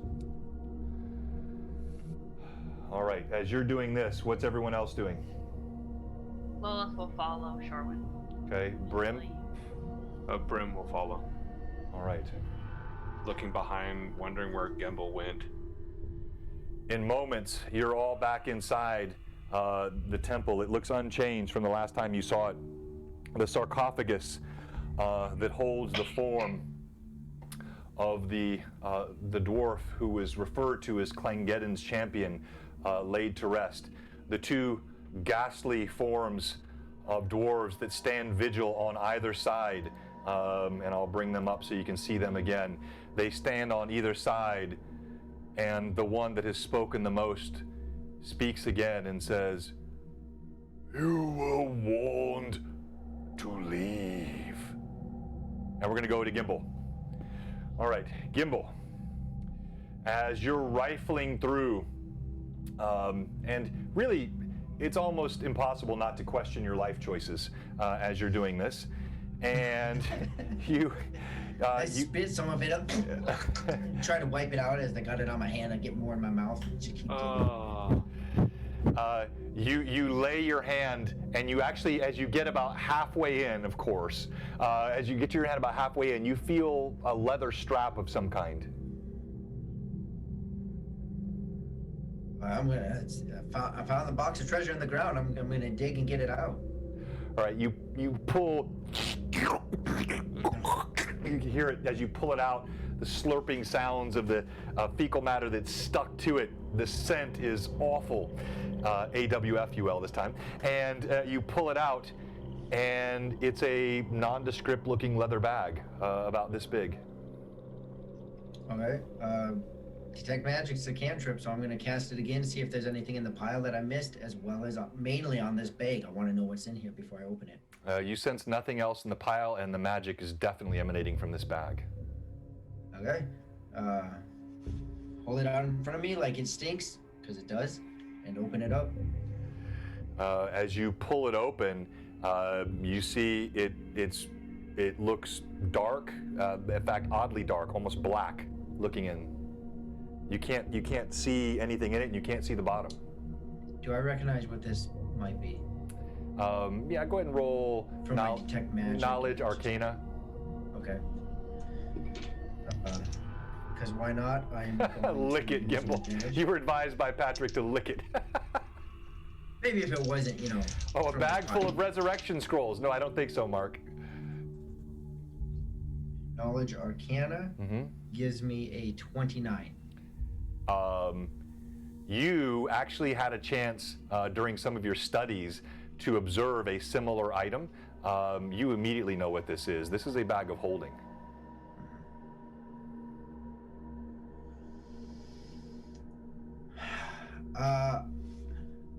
I have this extremely conflicting feelings because this is not going to help Millie,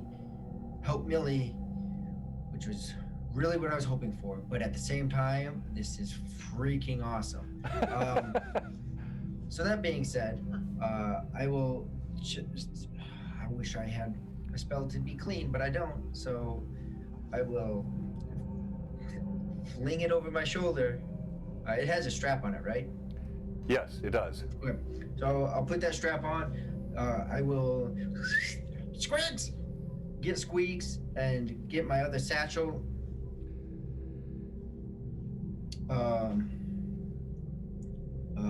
And take off towards the group, knowing where they went.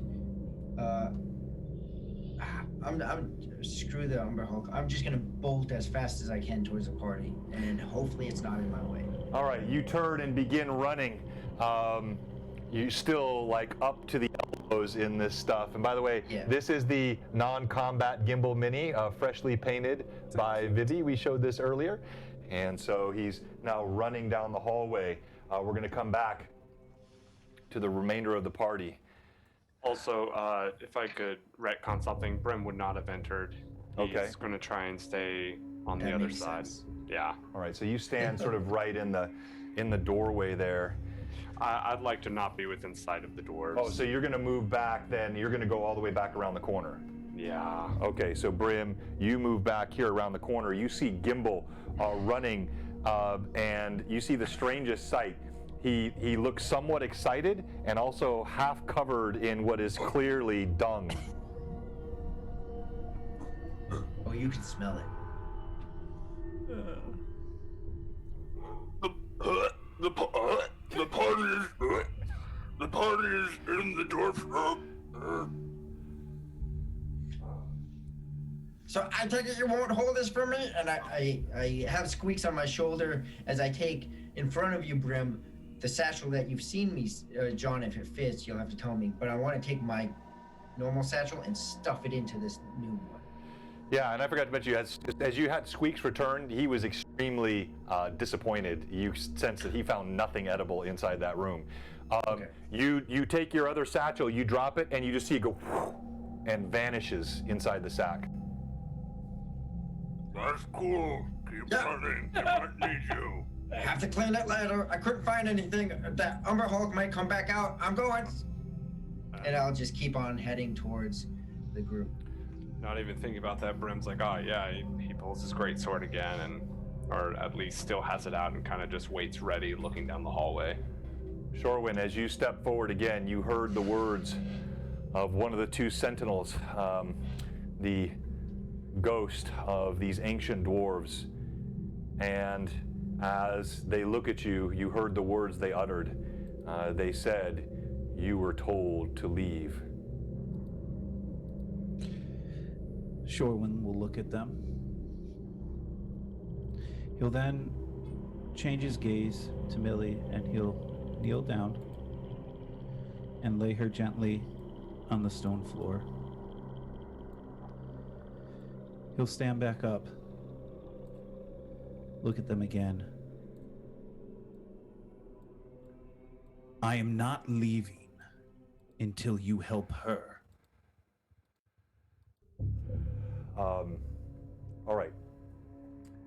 So as you say this, you see they both look at one another.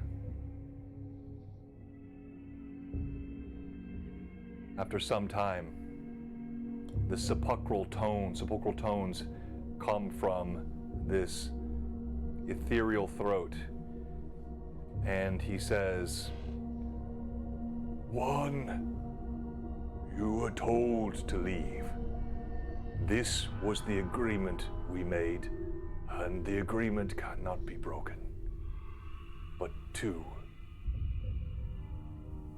she is on the other side. Even were we of a mind to aid, this is not within our power." And you do note, while there was a bit of reprimand in the first, there is a tone of empathy in the second. These are not evil creatures.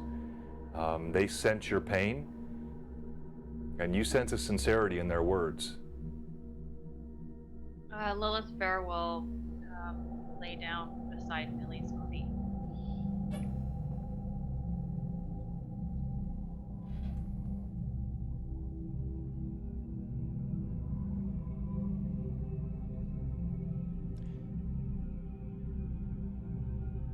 Shorewin looks back down at Millie.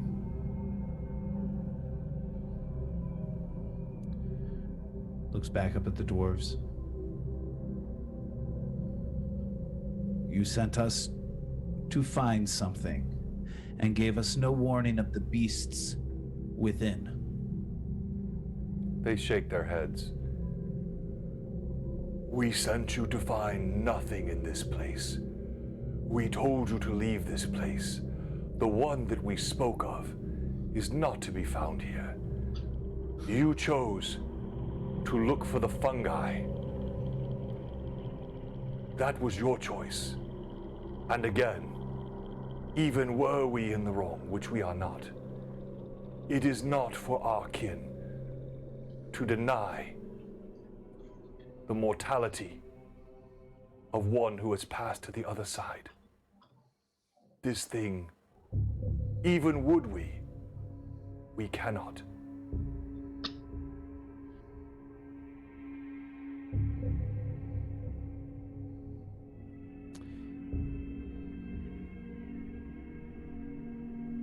John, Yes. the room, I know there's a sarcophagus. Anything else in this room?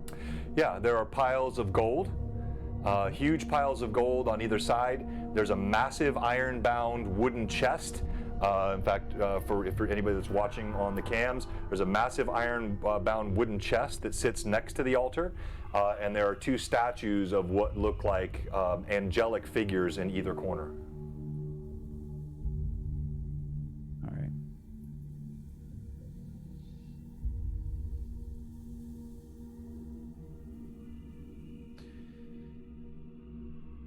Shorin looks back up, or looks back down to Millie,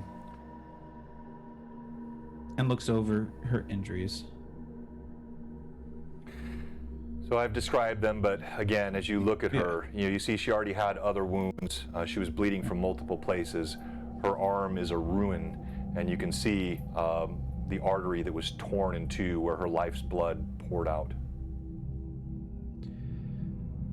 Shorin takes his sword and sets it on the right side of Millie. Okay. He takes his shield and sets it on the left side of Millie. Okay. And he walks away. So you walk back out and go down the hallway, correct? Correct. All right. Lilith Bear, you're laying next to. John, I sent you another text. Okay. Lilith Bear, she's already kind of laying right by Millie, and you kind of see like when the ghosts kind of tell that they can't really do anything, her body more kind of slump down and relax a little bit more. Sherwin lays his stuff down and she sees him leave. She'll stand up and face Sherwin and just grunt at him. As she said, so it happens. You hear this. Do you pay any attention to it, or you just keep walking, Shorwin? Shorwin pauses for a moment. Looks at Lilith. And Lilith Bear will look down and like shake her head and look up. Tell me what to do. These dwarves are useless. Trash. We came here to save one, to lose another?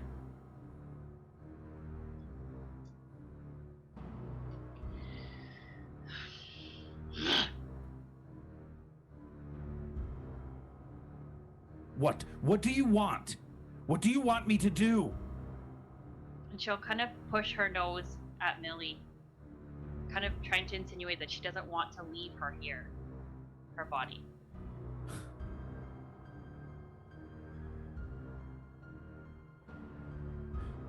All right.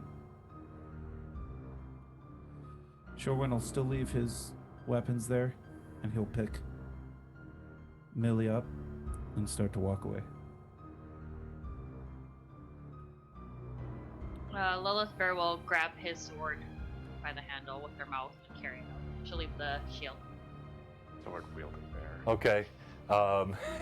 You got it kind of sticking out the corner of your mouth, biting down on the pommel. You leave the shield. Gimbal,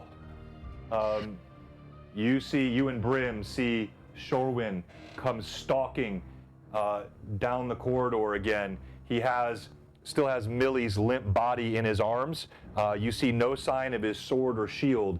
And then coming behind him, you see Lilith Bear with his blade scratching against the wall as she walks down the corridor with it sticking out of her mouth. And with that, we will go to break. All right, so first of all, Evelyn, I know you said before the stream that you went through the various stages of grief this week knowing that this was a possibility. And someone was asking, like, who will be to blame tonight? Will it be John? Will it be the dice? Will it be the monsters? Will it be the player decisions? It is very much the dice. The crit roll and then the subsequent damage roll. The damage roll was almost max damage on the die, and I, as a DM, I have to honor those things, just like I would honor it if you guys one-shot critted and killed or did, you've done that before with some of the monsters. There is danger in Dungeons and Dragons, and we've talked about this before. Millie, I want to say thank you so much for the way you've been very patient tonight, sitting here with a dead character, and also in good spirits, I think. And thank you for your texts. We'll talk about what happens next when we come back from the break. But as we go to break, we have Millie's lifeless form clutched in the angry and grieving arms of Shorwin. We have Lilith Bear dragging Shorwin's blade that he had discarded and left behind her, with it clattering against the stone walls. We have Brim and Gimbal coming up behind. Gimbal up to his elbows in Umber Hulk dung, but with a nifty bag around his shoulder. And Brim, the empathetic ogre, really just struggling with everything that he has seen as the party makes their way out. You do hear in the distance, as you make your way out, the grinding of stone in the distance, rumbling beneath, and you know the passageway that you came through, which had been closed, is opening before you. and we will go to break. All right, so as we go to break, we're going to start our first giveaway. And thank you so much, everybody. We hit 72. I want to see 80 viewers tonight. If we get up to 80 viewers, we'll have a second giveaway. And we have here the giveaway we are for sure giving away tonight is the Wayward Bolt. Created by our very own Vivi. Patrick gave an advantage for each of the survivors. Thank you, Patrick. Huge supporter of all things old school gaming and an all-around great guy. We really appreciate that. And as the party moves through, I'm going to start the giveaway here. Let me bring up the Nightbot. And let's see. The keyword this time will be Bolt. Bolt. So type exclamation point B-O-L-T, exclamation point B-O-L-T, and you will be entered into the giveaway for these handmade, each one of a kind, Wayward Bolts created by our own talented Vivi. And then Evelyn lets you and I talk during the break. Actually, I'll give you a phone call during the break, and we'll kind of figure out where we're going to go next in terms of the rest of the evening for you. And Blue Box, a mournful Blue Box tonight. We'll be right back. As always, we'll leave the mics hot during the break, although I may not want to hear what the players have to say tonight. How's it going, guys? I feel like if I talk about it, I'm gonna start crying. So let's just not talk about it, because I'm like right at the edge right now. Like, Brim's in Egypt at the moment. Yeah, the denial. I was like, I've already been there, done that. In denial. Lilith is 2 sessions before this one. In denial. Yeah. Love the healer. Well, that's a name for that question. What you missed at the end of last session, in the middle of this combat, Millie, who was front and center in the combat, had dealt quite a bit of damage to this creature already. She took a huge critical hit. And I rolled the dice last week. It was not a very favorable roll for Millie. But I held the results until this week. And as the damage die were rolled and as the crit was resolved, her arm was basically ripped, torn in shreds, compound fracture, elbow shattered, arteries pouring blood all over the floor, suffered 51 points of damage, which was enough to put her at a negative 15. In my campaigns, the standard death is at negative 10. And so Millie, a fan favorite, a DM favorite, the first PC that was created for the campaign is dead. And we'll be back in just a few minutes. And I'm sorry, Vivi asked me not to talk about it, but the question came up. All right. Evelyn, I'll give you a call here in a second as I step upstairs. I'm going to turn off my mic, but players, you can keep your mics on and talk with our exclamation point BOLT for the giveaway.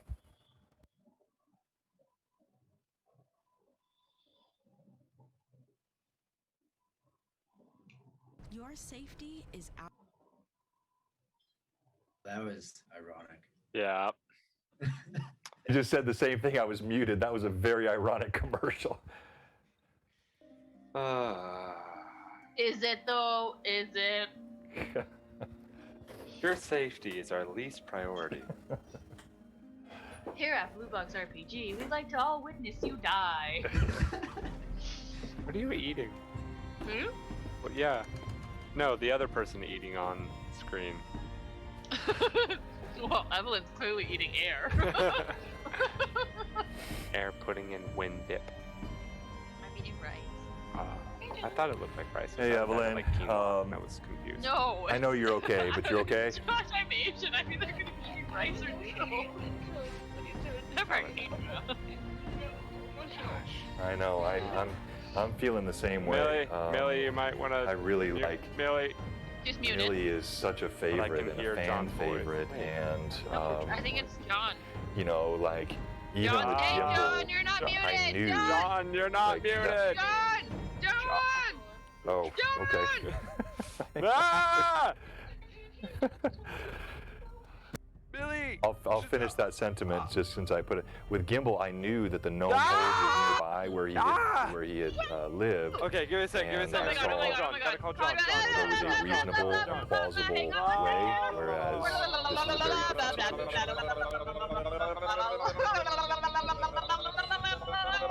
How do we get her attention? Evelyn! Hey! We can hear you. Hey, we can still hear you. Your mic is still on, so we can hear you on. Yes, hello? We can still hear you on mic. the screen. Yes, hello? Your mic is on. No, we can hear you. We can hear John. We can hear John.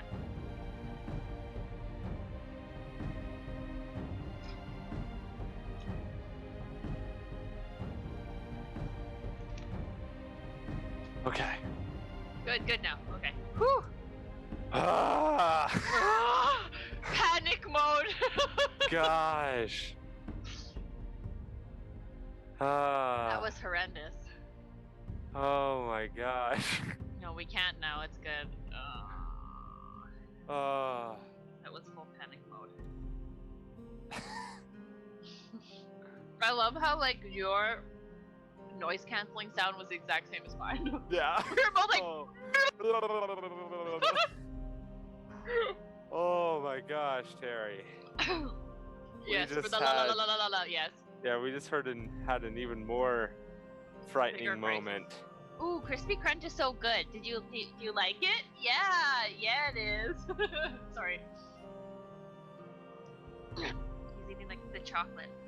The crispy crunch. Butterfinger. Yeah, that's what I said. Oh yeah, I guess it would be like a Butterfinger. It's just like a Butterfinger. Oh. Okay. Anyway, Evelyn was on the phone with John, but I guess John left his mic on, so we could hear John still. So we were trying to get their attention to like turn it off. Gotcha. It's a crisis. So I'm gonna message you guys something in Discord just so you're aware of some stuff. Am I gonna start crying? No. Am I? I feel Maybe. like I'm gonna start crying.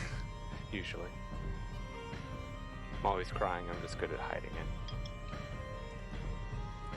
it. Yeah. Hold on, and let me explain. I'm gonna explain a little more so you understand. Yeah. Wait. Hold on, Yeah. let me explain. Don't say anything. Don't you say anything.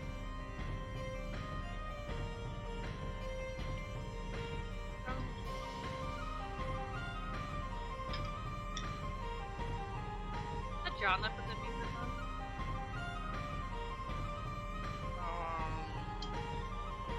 Fuck.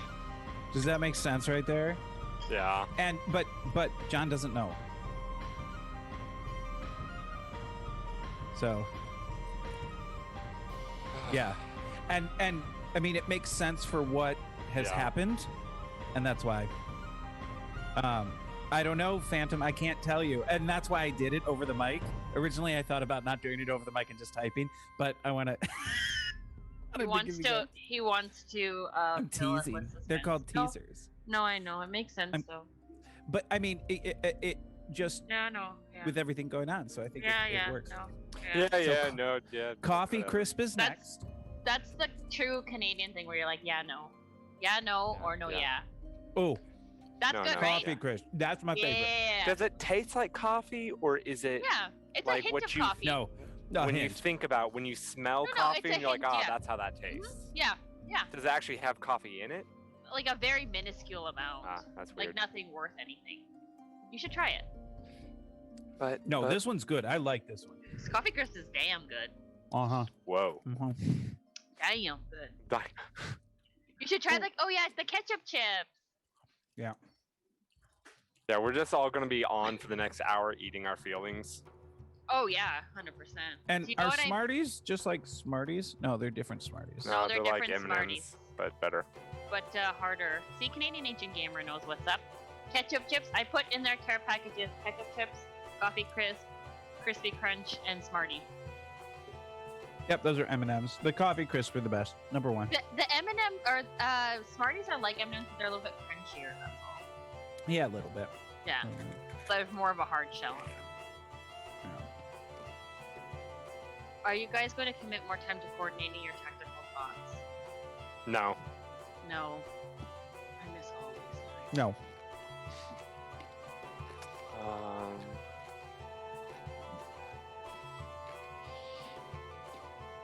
Let's see. My tactical thoughts go into Mythic plus 10s. Which doesn't mean anything to anybody who doesn't play WoW. Evelyn, did you read the Wayward Bolt stuff? I let some people in. Sorry, I had to unmute. What's up? Read the Wayward Bolt stuff. I let some people in. Info Okay, stuff. okay. Yeah. Just so they're aware. Yeah. Okay. But I'm not. I'm not telling John yet, though. In response to you guys, I let him know on the phone that and he wanted to finish what he was saying before he cut himself off because he was okay with finishing the statement before he turned his mic off. Yeah, like I had begun by saying, with Gimbal I knew, and that's when she told me that I was still on mic, which I was fine with everything I said, but I didn't want to leave the rest of the audience wondering, with Gimbal you knew what? And so I finished this. With Gimbal I knew his gnome hold was right there, and there was a clear and sort of sensible and easy path for Gimbal for what happened for him, whereas in this situation with Millie, there is no such thing. I mean, she's nowhere from this area. She has no, she's from a completely different part of the world, and the wound that she took was massive. But the great healer that's been Millie's best friend, that's been secretly following us this whole time, the level 20 god. Yeah, godlike healer. Yeah, I thought you had that in your backstory. I think Lilith has like a good friend, that beautiful man that Federica drew. He's going to appear out of nowhere, and lo and behold, he's actually a level 20. That's all you've been hoping for the entire time, isn't it? That this guy right here was going to make an appearance in the Greyhawk Awakening campaign. Oh, heck yeah. Look at that man. Yeah, look at that gorgeous face. Josh, you get really excited every time I show this picture. I do. Look at him. Gosh, I wish. How do you show this without showing this? Yeah, you'd have to like kill your background. Yeah, how the heck do I murder it? Murder it. Yeah, that's the only way you're going to get a piece of paper like that up there. You know when you eat salmon and you burp and then you just have that whole like fish oil taste? Ew. Yeah, it's really gross. All right, everybody, we're going to get started again now tonight, and there it is, Certificate of Marriage, Shorewin and Lilith Tessel of Corwood. So if you missed last week's session, when Shorewin was unconscious, Lilith, who has found this ring, which she still doesn't know what it does, it turns her finger pretty colors for a few seconds and then stops. She placed the ring on Shorewin, ostensibly to see if it had an effect, but the reality was she was wedding him without his knowledge, and then in so doing, making herself the heiress to one Winston, equestrian esquire.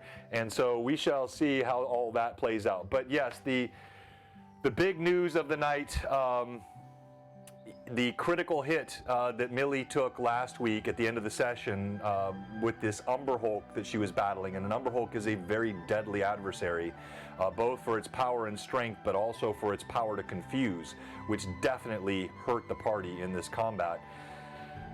She took a critical hit, which indeed rent her arm in two, ripped out ligaments, tendons, arteries severed, shattered bone, compound fracture, and she bled out and died on the floor of this cavern. And so now our grieving party, along with our grieving fan base, I think our viewers dropped by like 13 when this happened. Like people just turned off the stream. It is not to the DM's glee or delight. DMs joke about killing players just because it's fun and we all joke about it, but no DM worth his salt likes or wants to kill a player. A PC rather. I gotta always get that designated. No DM at all wants to kill a player unless they want to be in jail. But they don't want to kill a PC, especially a PC as beloved, as well played as Millie. But again, that risk is part of the game, and it's part of what makes the game fun and what makes the the danger of this feel real. And so thank you to all of our viewers for all the support. We have not lost the advantages. Pat draws, you still have a restoration on file for a player, PC, when it makes sense, it will be used, and it will be used. I'll work with you, Pat, to make sure it's used as you would want it to be used.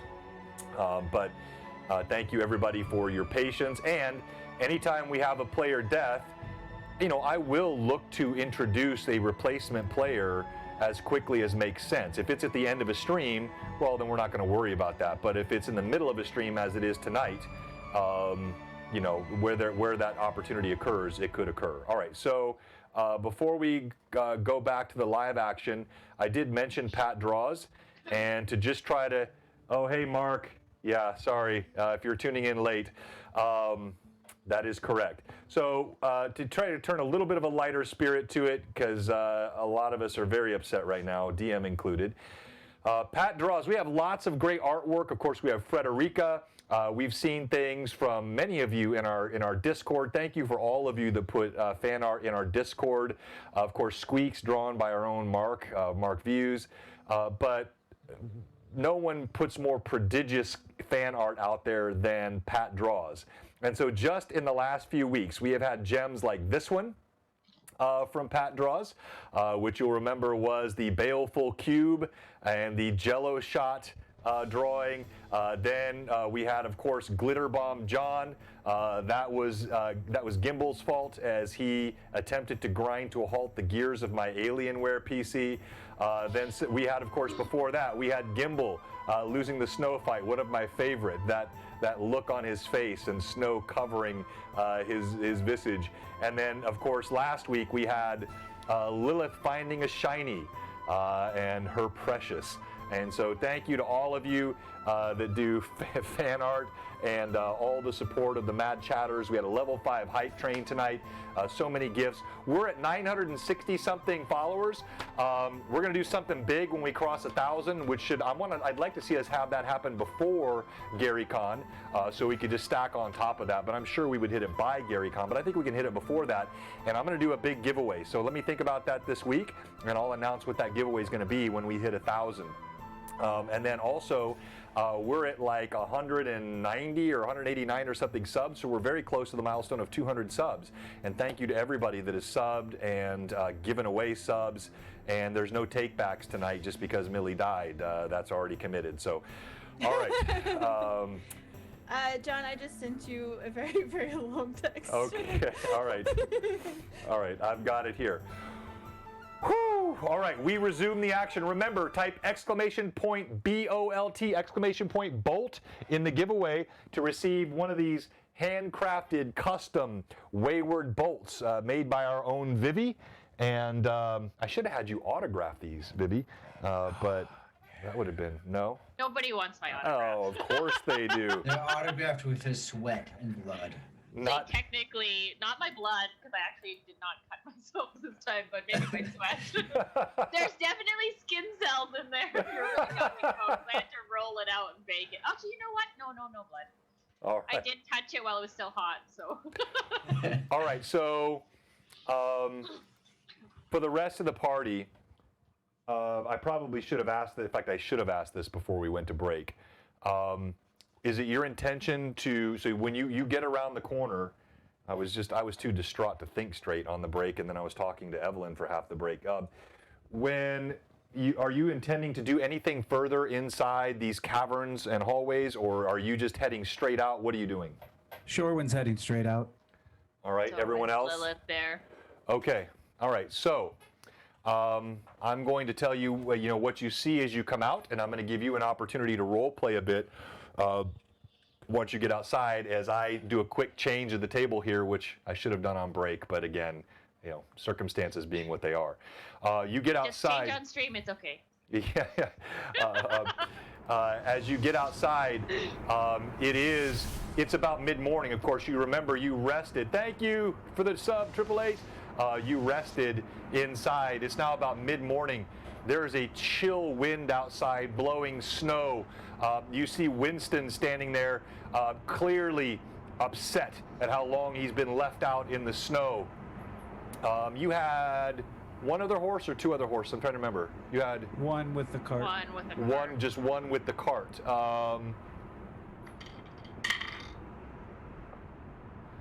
That horse still lives, but it looks frigid. You see icicles dangling from its mane. It looks like it's suffering badly, where Winston is much more hale. This creature looks absolutely miserable. The wind buffets. It's got to be below freezing. The pines and the conifers covered in snow.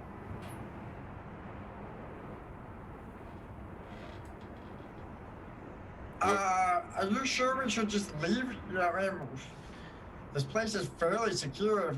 John, did the door close behind us, the secret door? What's that? We can't hear you, John. Was muting, so you didn't hear me doing this. So the door, there was just a cave entrance in here, basically. It looked like a natural cavern when you came in. That remained open, but yes, the door that you came through, the corridor did close back up and swing through, but you know where that catch is. Right. Showing the horse, that one is not as good as yours, and we could probably bring them in, and let them warm up, and we can take shelter here for a little while and then head out.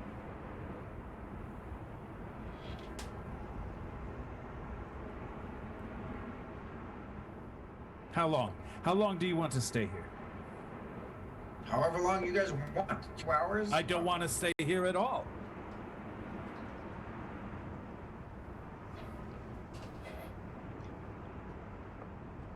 So I tell don't me, want to how stay long? here, but how long do we need to stay here? Right? If we take off now, are we putting ourselves in even more danger to get back on a 2-day travel? More danger. DM, quickly, how many days have we been gone? And how many days did we save? We've been gone for 2 days? And then how long did we have to bring back the White Shiver for Asher? We have 2 more days? It was a week, I think, that the party was allotted, if I remember correctly. 1 week, yeah. Can't hear you, John. I can't hear you, John. Is Yeah, your mic off? she said 1 week. Okay. So it might be unpleasant to stay here. But what good is it going to do it when the horse dies halfway back? 2 hours. That's what I'll give. And let's get the horses in and get them warmed up.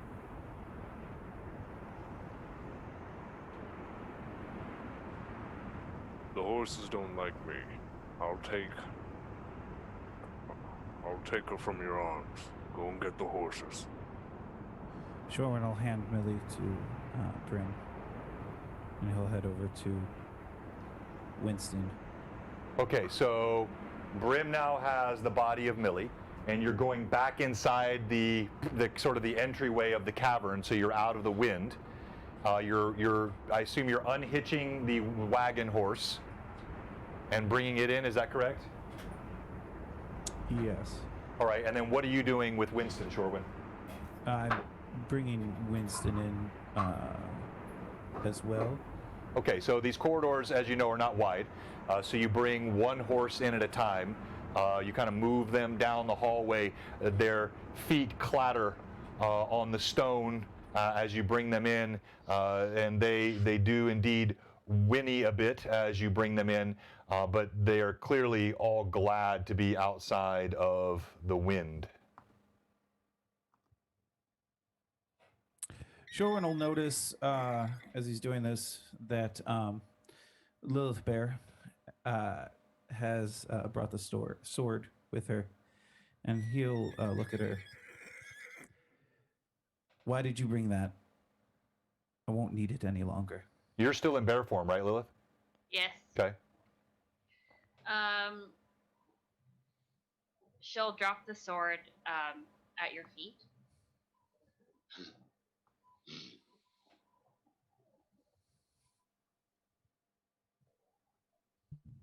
And he'll turn away back to Winston.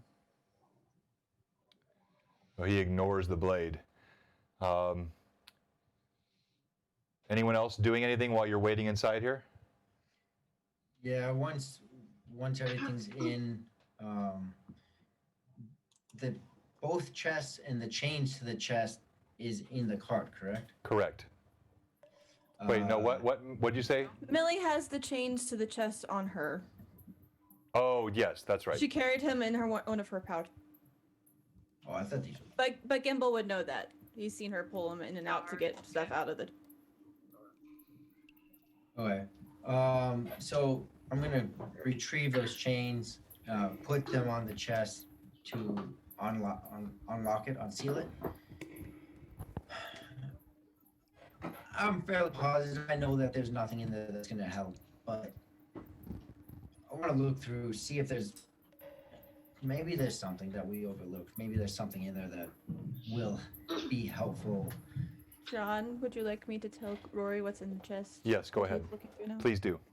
All right, so when you open this chest, inside you find several things that Millie had stashed in there, along with the entirety of the gold that the party had found together. Inside this chest, you find a small silver sewing kit, some bits of cloth, an extra pair of leather pants that Hannah had made for her a while back, a bottle of Ferrandish brandy, and some bits of parchment and ink.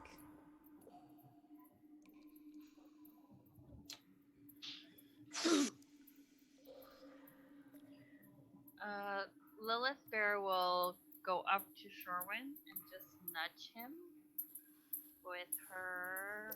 She'll just kind of brush herself against Shorwin, and as she does that, still in bear form, she'll cast Cure Light Wounds.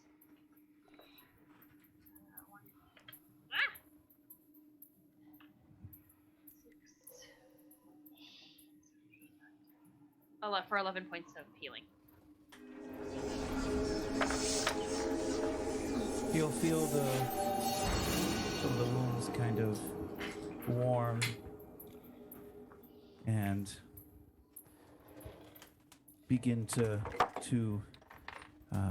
feel a bit better, and he'll look down at Lilith. Thank you. And she just drops her head. She'll go. Where are you, Brim? Brim backed up in the cavern as far as he can go for the, I mean, not super far, but just far to get out of the way of horses, get out of the way of the party, and just kind of hanging out. And You're he's still holding her in your arms? Yep. Standing or? Slumped against the wall.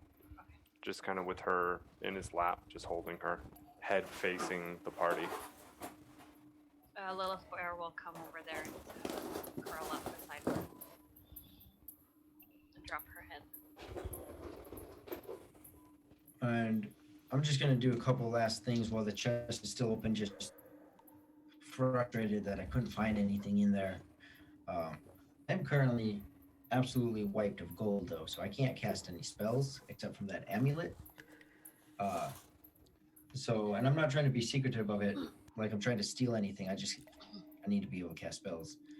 So, frustrated, nothing's in there, just let out and grab 100 worth of gold, close the chest, go over. Obviously, Shorwin's not taking his sword, so I'll open up my new bag and slip his sword into it, and then go off to the altar where we saw the ghost and sit in that room until I get called. All right, and so Gimbal, Rory, for the viewers that don't understand what you're saying when you say I'm out of gold and I can't cast spells, why don't you explain to them sort of how I've structured that here on Blue Box with components so that it makes sense? Yeah, so each cantrips are 0 gold or cost for spell components. Each level has a cost for spell components. So instead of having to always buy the spell components, I use them for narrative flair, but there's a gold cost to each level. And then some spells actually still require, depending on what it is, if it's of significance. So I use gold with spell component narrative flair, and currently don't have any spell components, quote unquote. Exactly. So the idea there is, that you still have a cost. You would have to buy components, but I try not to bog the game down with the minutia of, do you have, 3 cloves of belladonna or whatever. Now, if it's a powerful spell, as he said, if it requires the eye of a dragon or maybe a diamond or unique spell components, then we will still role play those, and those will be part of the requirements. But when it comes to basic spell components, we just assign a spell cost just to keep things moving. Okay, sorry to interrupt. Continue. Yeah, and then I go to that altar. I'll even slap my hand on the altar to see if the ghost comes back and sit down either way.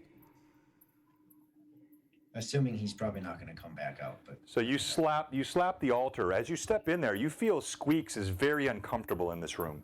Just being back in here, he squirms up against you, and you sense fear coming through your connection to him.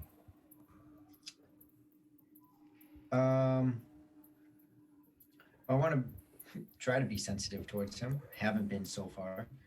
So I'll give him some more food. I have a couple more bags of food. So I'll give him half one of those bags of grain to get him some food. And then just, Squeaks, I haven't been the best to you. You got me out of a tight spot, and I kind of put you in one or two of them myself. So I don't know how to deal with Shorwin right now.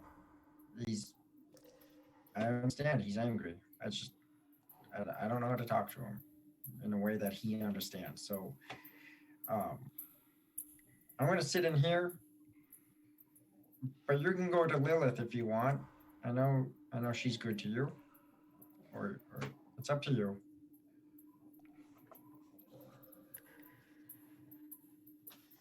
And then I'll wait, depending on what he does. Either way, I'm going to touch the altar and sit down and just be bitter for a moment. We can't hear you, John. All right. As you speak to him, you can sense that he is uncomfortable. But when you speak of him leaving you, there is a strong sense of resistance, and he just clings to you. Okay.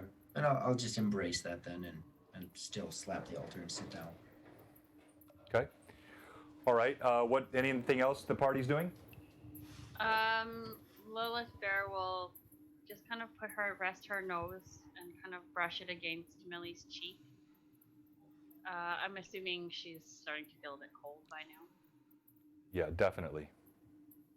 As she kind of feels that, she just kind of takes a sniff of Millie and her scent. And she, in bear form, will leave the cave and just go just outside the cave around the corner.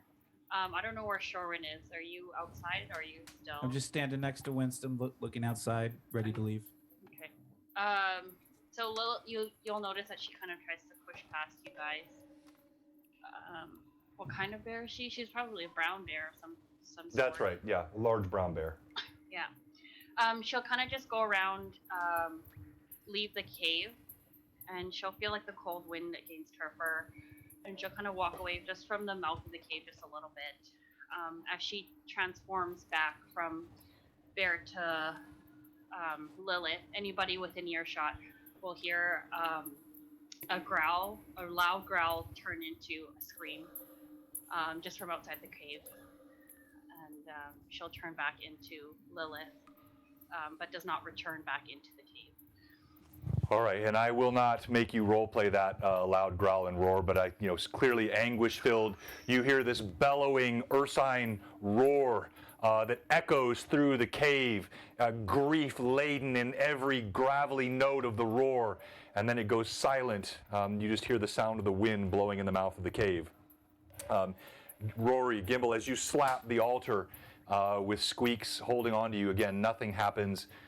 It's still, the echo of your palm against the cold stone goes through the room, but nothing more happens.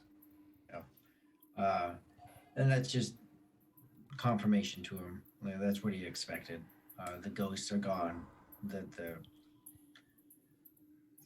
cube has been destroyed. So he'll just sit down, and when he sits down, I remember that I picked up a dagger. And just grasping for any kind of hope, reach into the bag, think of the dagger and pull it out, Yeah, I'll so cast detect magic on it. Not detect, identify on it. you're going to identify it? Okay. Yeah. All right, so you reach in the bag, you concentrate, and sure enough, you feel the pommel of this dagger slap into your hand. Just thinking of it brought it to your hand from inside the bag, and you begin the process of casting Identify. We're going to come back to you. All right, the rest of the party, anything else that you, well, the rest, Brim and Shorewind, anything else that you're doing in here? Just letting the horses thaw, giving them a few minutes to get warm. I assume you're sort of ministering to them. Anything else you're doing? Lilith will go to the cart and the blanket that Millie was using to cover herself while we were traveling. She'll take that and she'll just wrap herself in it, but she'll stay outside. She doesn't want to stay inside. All right, so you can see you're here on the cam. You're outside, and again out here the wind is bitterly chill. You start wrapping blankets. You have the cart right in front of you. Of course, it is no longer attached to a horse. And as the snow is swirling around you, I'm going to have you make a perception check for me, please. I'll roll at advantage. Okay. 19 total. A 19 total. Sorry, on the die, and then plus. Okay. All right. So you are wrapping yourself in the clothing outside. Time passes. Back to you, Gimbal. As you cast Identify, this dagger is a +1 dagger of returning. So you know that not only is it magical, but when thrown, it will return to the owner. As soon as I find that out, it goes back in the bag. That's like the last thing I wanted to know. Okay. That a weapon so close to the heart of the companion that just died is not in her hands. So that is a cruel twist of irony, and yes, it was already that long before this happened. I didn't do that to sort of twist the blade, so to speak. All right. The horses are thawed. Gimbal is frustrated. Lilith is outside. Anything else you're doing, or are you leaving? Leaving. Or at least Shorewind is. Yeah. Leaving. Brim spent his time praying over the body. Okay. Did you pray for anything in particular, or just like rest, repose? What was your prayer? That she be welcomed into the heavens. That she was not. Here we go. Okay. Dear Haronius Zadal,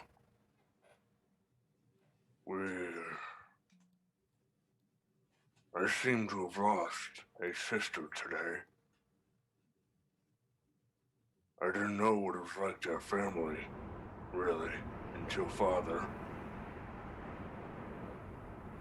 But I also didn't know what it was like until Gimbal to lose family. Millie's not coming back, is she? Your gravelly voice echoes inside these ancient halls. You feel no response and you gain no peace. If not, just accept her. She had wings here on Earth, on Greyhawk. All right. She lifted us all up. Sorry, go May ahead. she be lifted up as well. Amen. Well prayed. As you finish your prayer, the body of Millie collected, you exit this cavern, which, as Shorewind noted, you came in to save one and yet lost another. And you step outside the bleak landscape, the bitter chill. If you look at your screens, you see, as I said before, the conifers covered with snow, rocky terrain sloping downward from the mountain. The horses, the one horse reluctantly leaves. Winston follows, dutifully behind Shorewind, showing no effect from the cold, and you're back outside now. Shoreward mounts Winston. Lilith will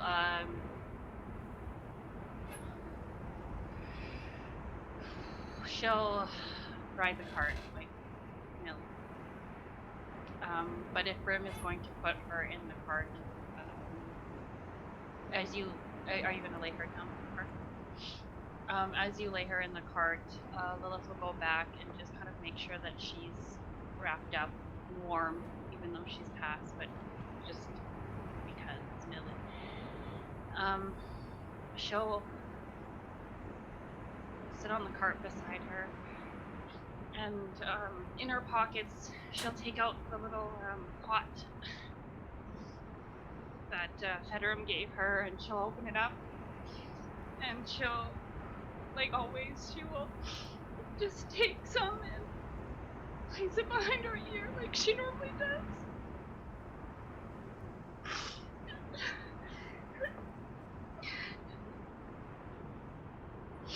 And she'll brush the hair out of her face. Just kind of tuck her in the back of the cart.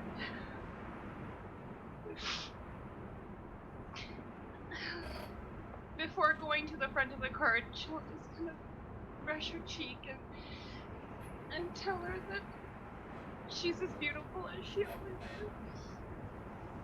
And she'll just kiss her on the forehead and cover her up, and then resume to the front of the cart and look back at the group and just press forward.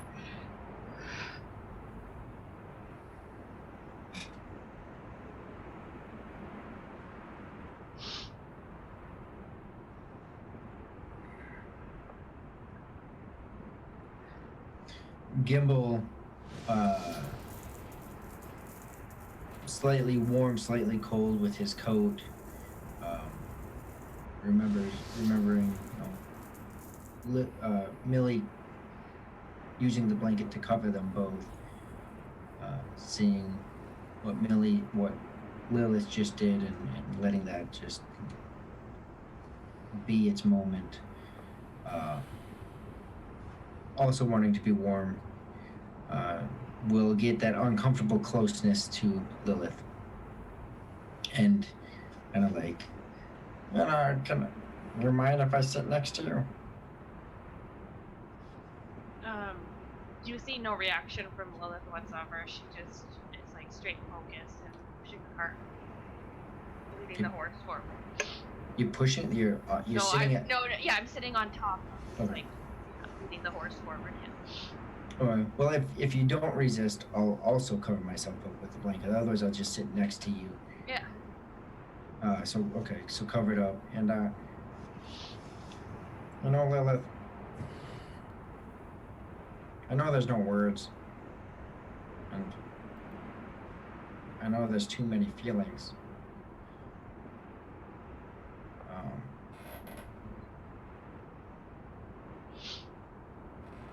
But we'll still go forward, and we can still honor her last wishes. So she was a good friend, and always will be. Those memories never end. And just let the words fade off in the cold, bitter air.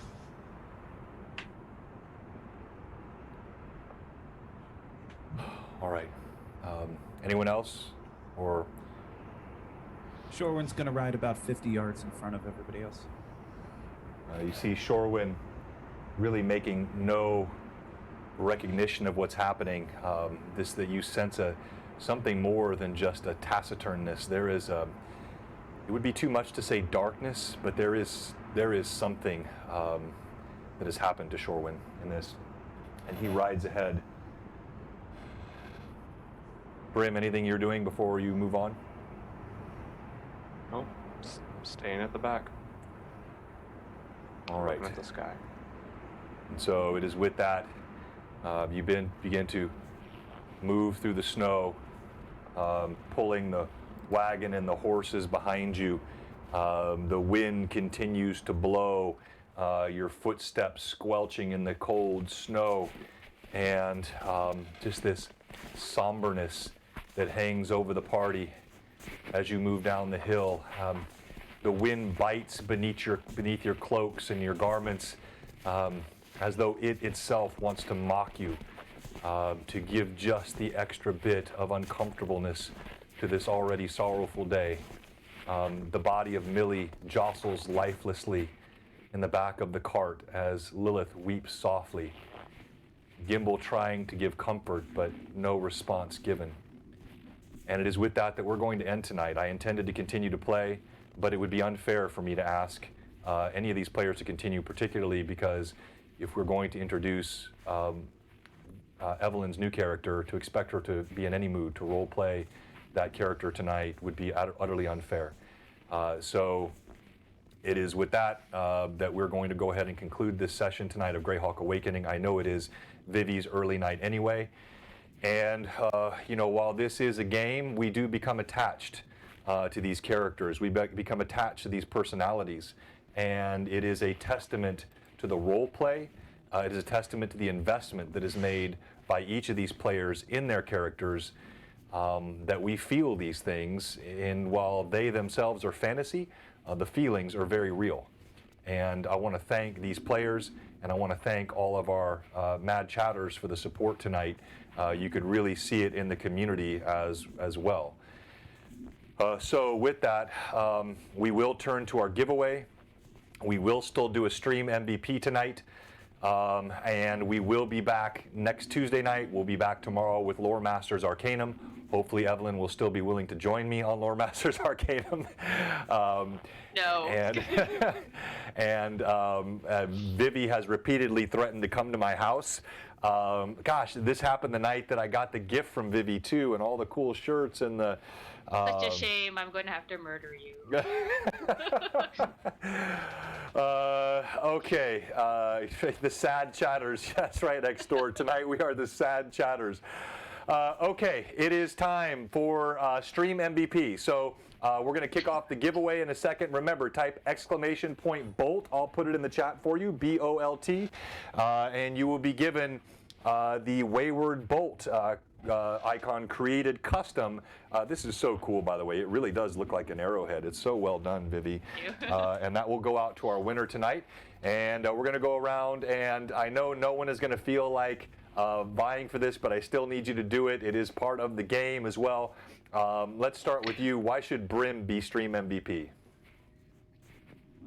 Brim should be Stream MVP for trying to cover their exit.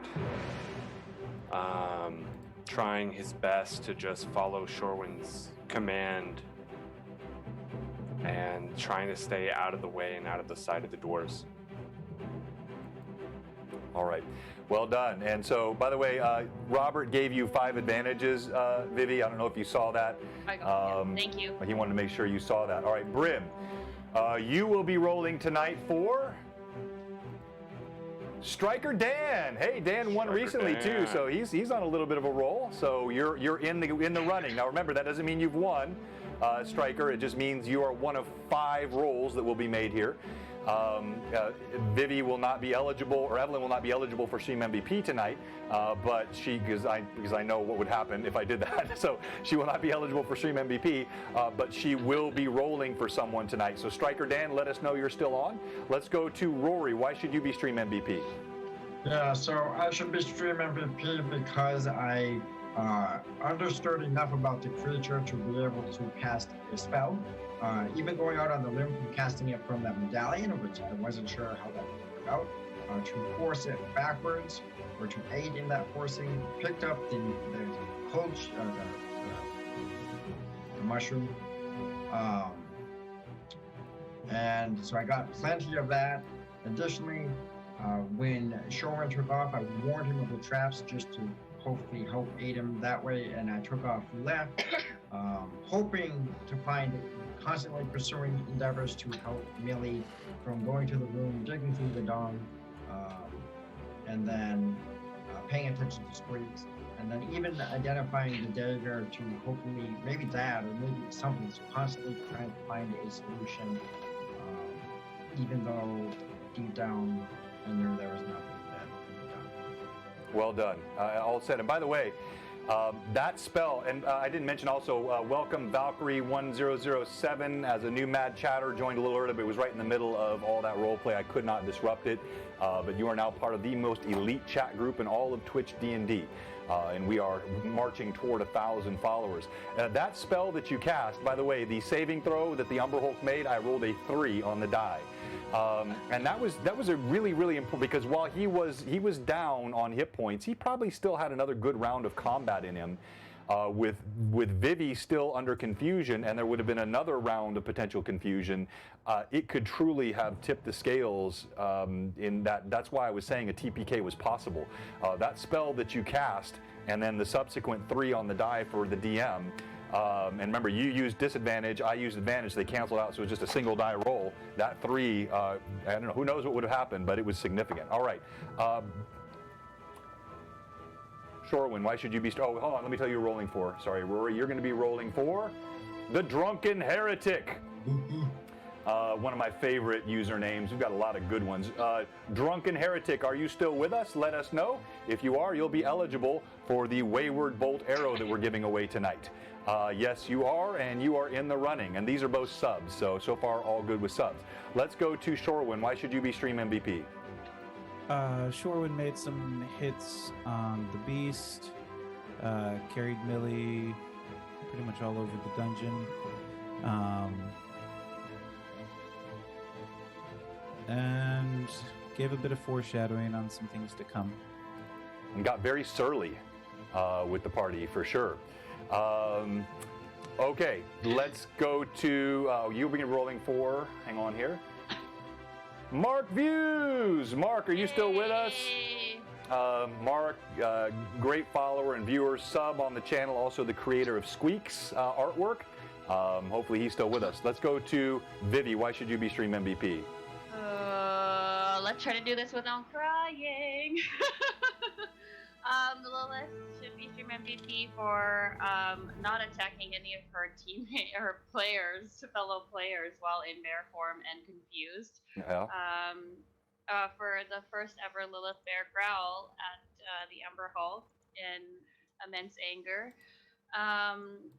Using Stone Shape to shape the stone from the trapdoor after both Shorewin and Millie had fallen. It's a very creative solution, by the way. Well done.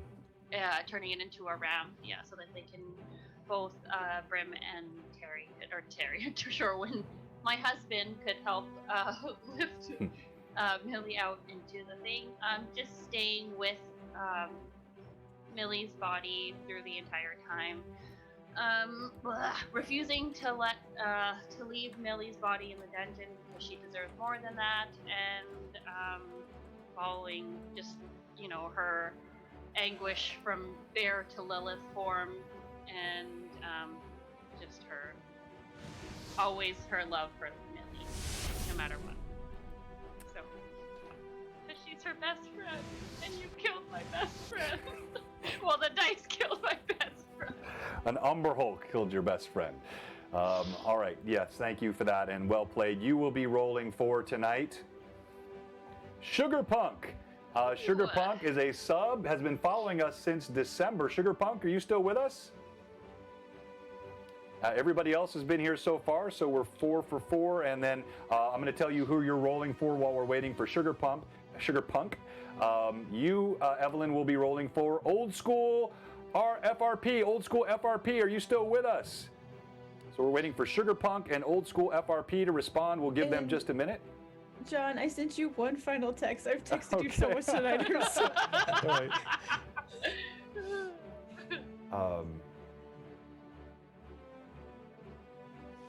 Oh yeah, Sugar Punk is here. All right, so and is old school, everybody's here. All right. So, okay. Let's put up the poll. Whoever wins the stream MVP gets 1,000 experience points because the fans thought they did the best job tonight. Now let's go around and let's roll. Tell us who you're rolling for. Everybody is a sub. Yes, everybody's a sub. Everybody gets 2 D20s. Thank you for all of our subs. And let's start with you, Rory. Okay, so I am rolling for the Drunken Heretic.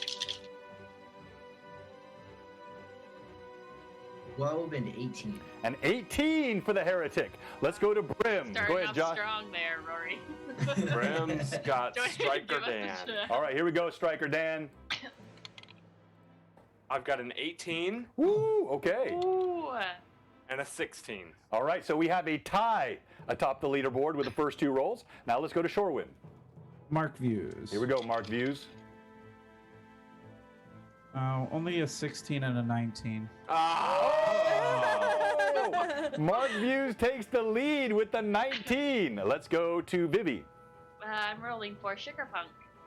Here we go, Sugar Punk. You got to beat a 19.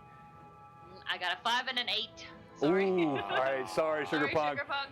Close. All right, so we still have Mark Views in the lead, and then the woman of the hour, Evelyn. I have old school FRP, and I've saved up all of my dice rolling magic for this moment tonight. No pressure.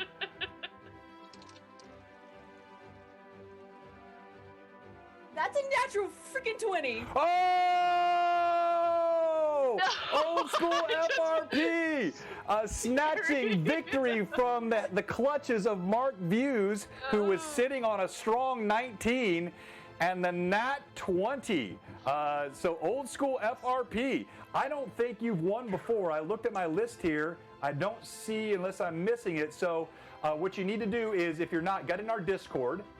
And we'll post the Discord creds right now. Follow that. You need to direct message me, BlueBox, on our Discord. I need your name and your mailing address, and we will get that out to you.